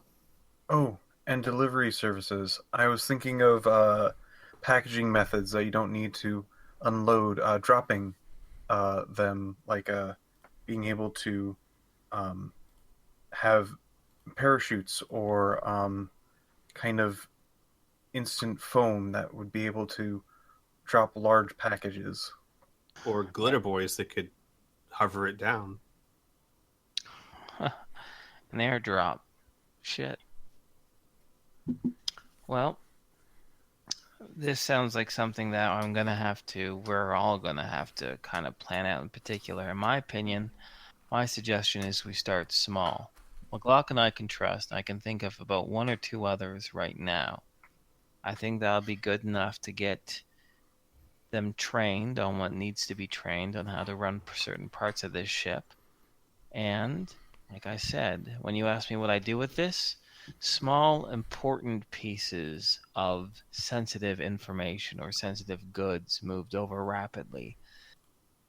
that can be handled by a very light crew. And as things grow and as our alliance strengthens, maybe I'll add more and more. But suffice to say, I'm going to be real careful about this. It sounds good. Oh, and before So- you go, Yeah. I was going to give him a copy of Plato's letter. Yeah. Oh, okay. All right, he'll take that. He'll go, great. So, I'm going to be honest with you. I don't think you guys should step into Parents' Post, not until things have changed a little bit. It's too risky for now. So how about we meet at this same lake a week from now? By then I'll be able to brief everyone that I want to be trusted on this. You can meet them and we can start this first steps of training and whatnot. And that'll give me enough time to decide how I want Parents' Post to be managed. Al looks a little hesitant. I would consider it a personal favor if you find anything about my sister to let me know as soon as possible. All right, but how are we going to get in contact? Is this something we want to risk over a radio signal? I know how you feel, Al, but it would be best if we wait the full week and do it in person. Tom, I don't think you know how I feel. All right. Okay, tell you what, guys. Honestly, I mean, honest with you, I need to wrap up the session. Yeah, now. yeah, we do. I'm gonna get to So- bed in Yeah, we time. can. I'm Yes. super tired. Yeah, So we'll figure out. You know what? We'll just pick up where we left off. sure. Yeah, sure. That's Let's perfect. just wrap it off here, and we'll suss over details about how we're going to communicate and all this other stuff later on. I mean, how Perrin and you guys are going to communicate from here on out. But yeah, sorry, I don't mean to cut it off so short. No, but if I'm no, not it makes asleep in sense. 15 minutes, I'm going to be dead tired tomorrow. So So Get thank some you everybody rest. for watching. We'll see you next time. Goodbye.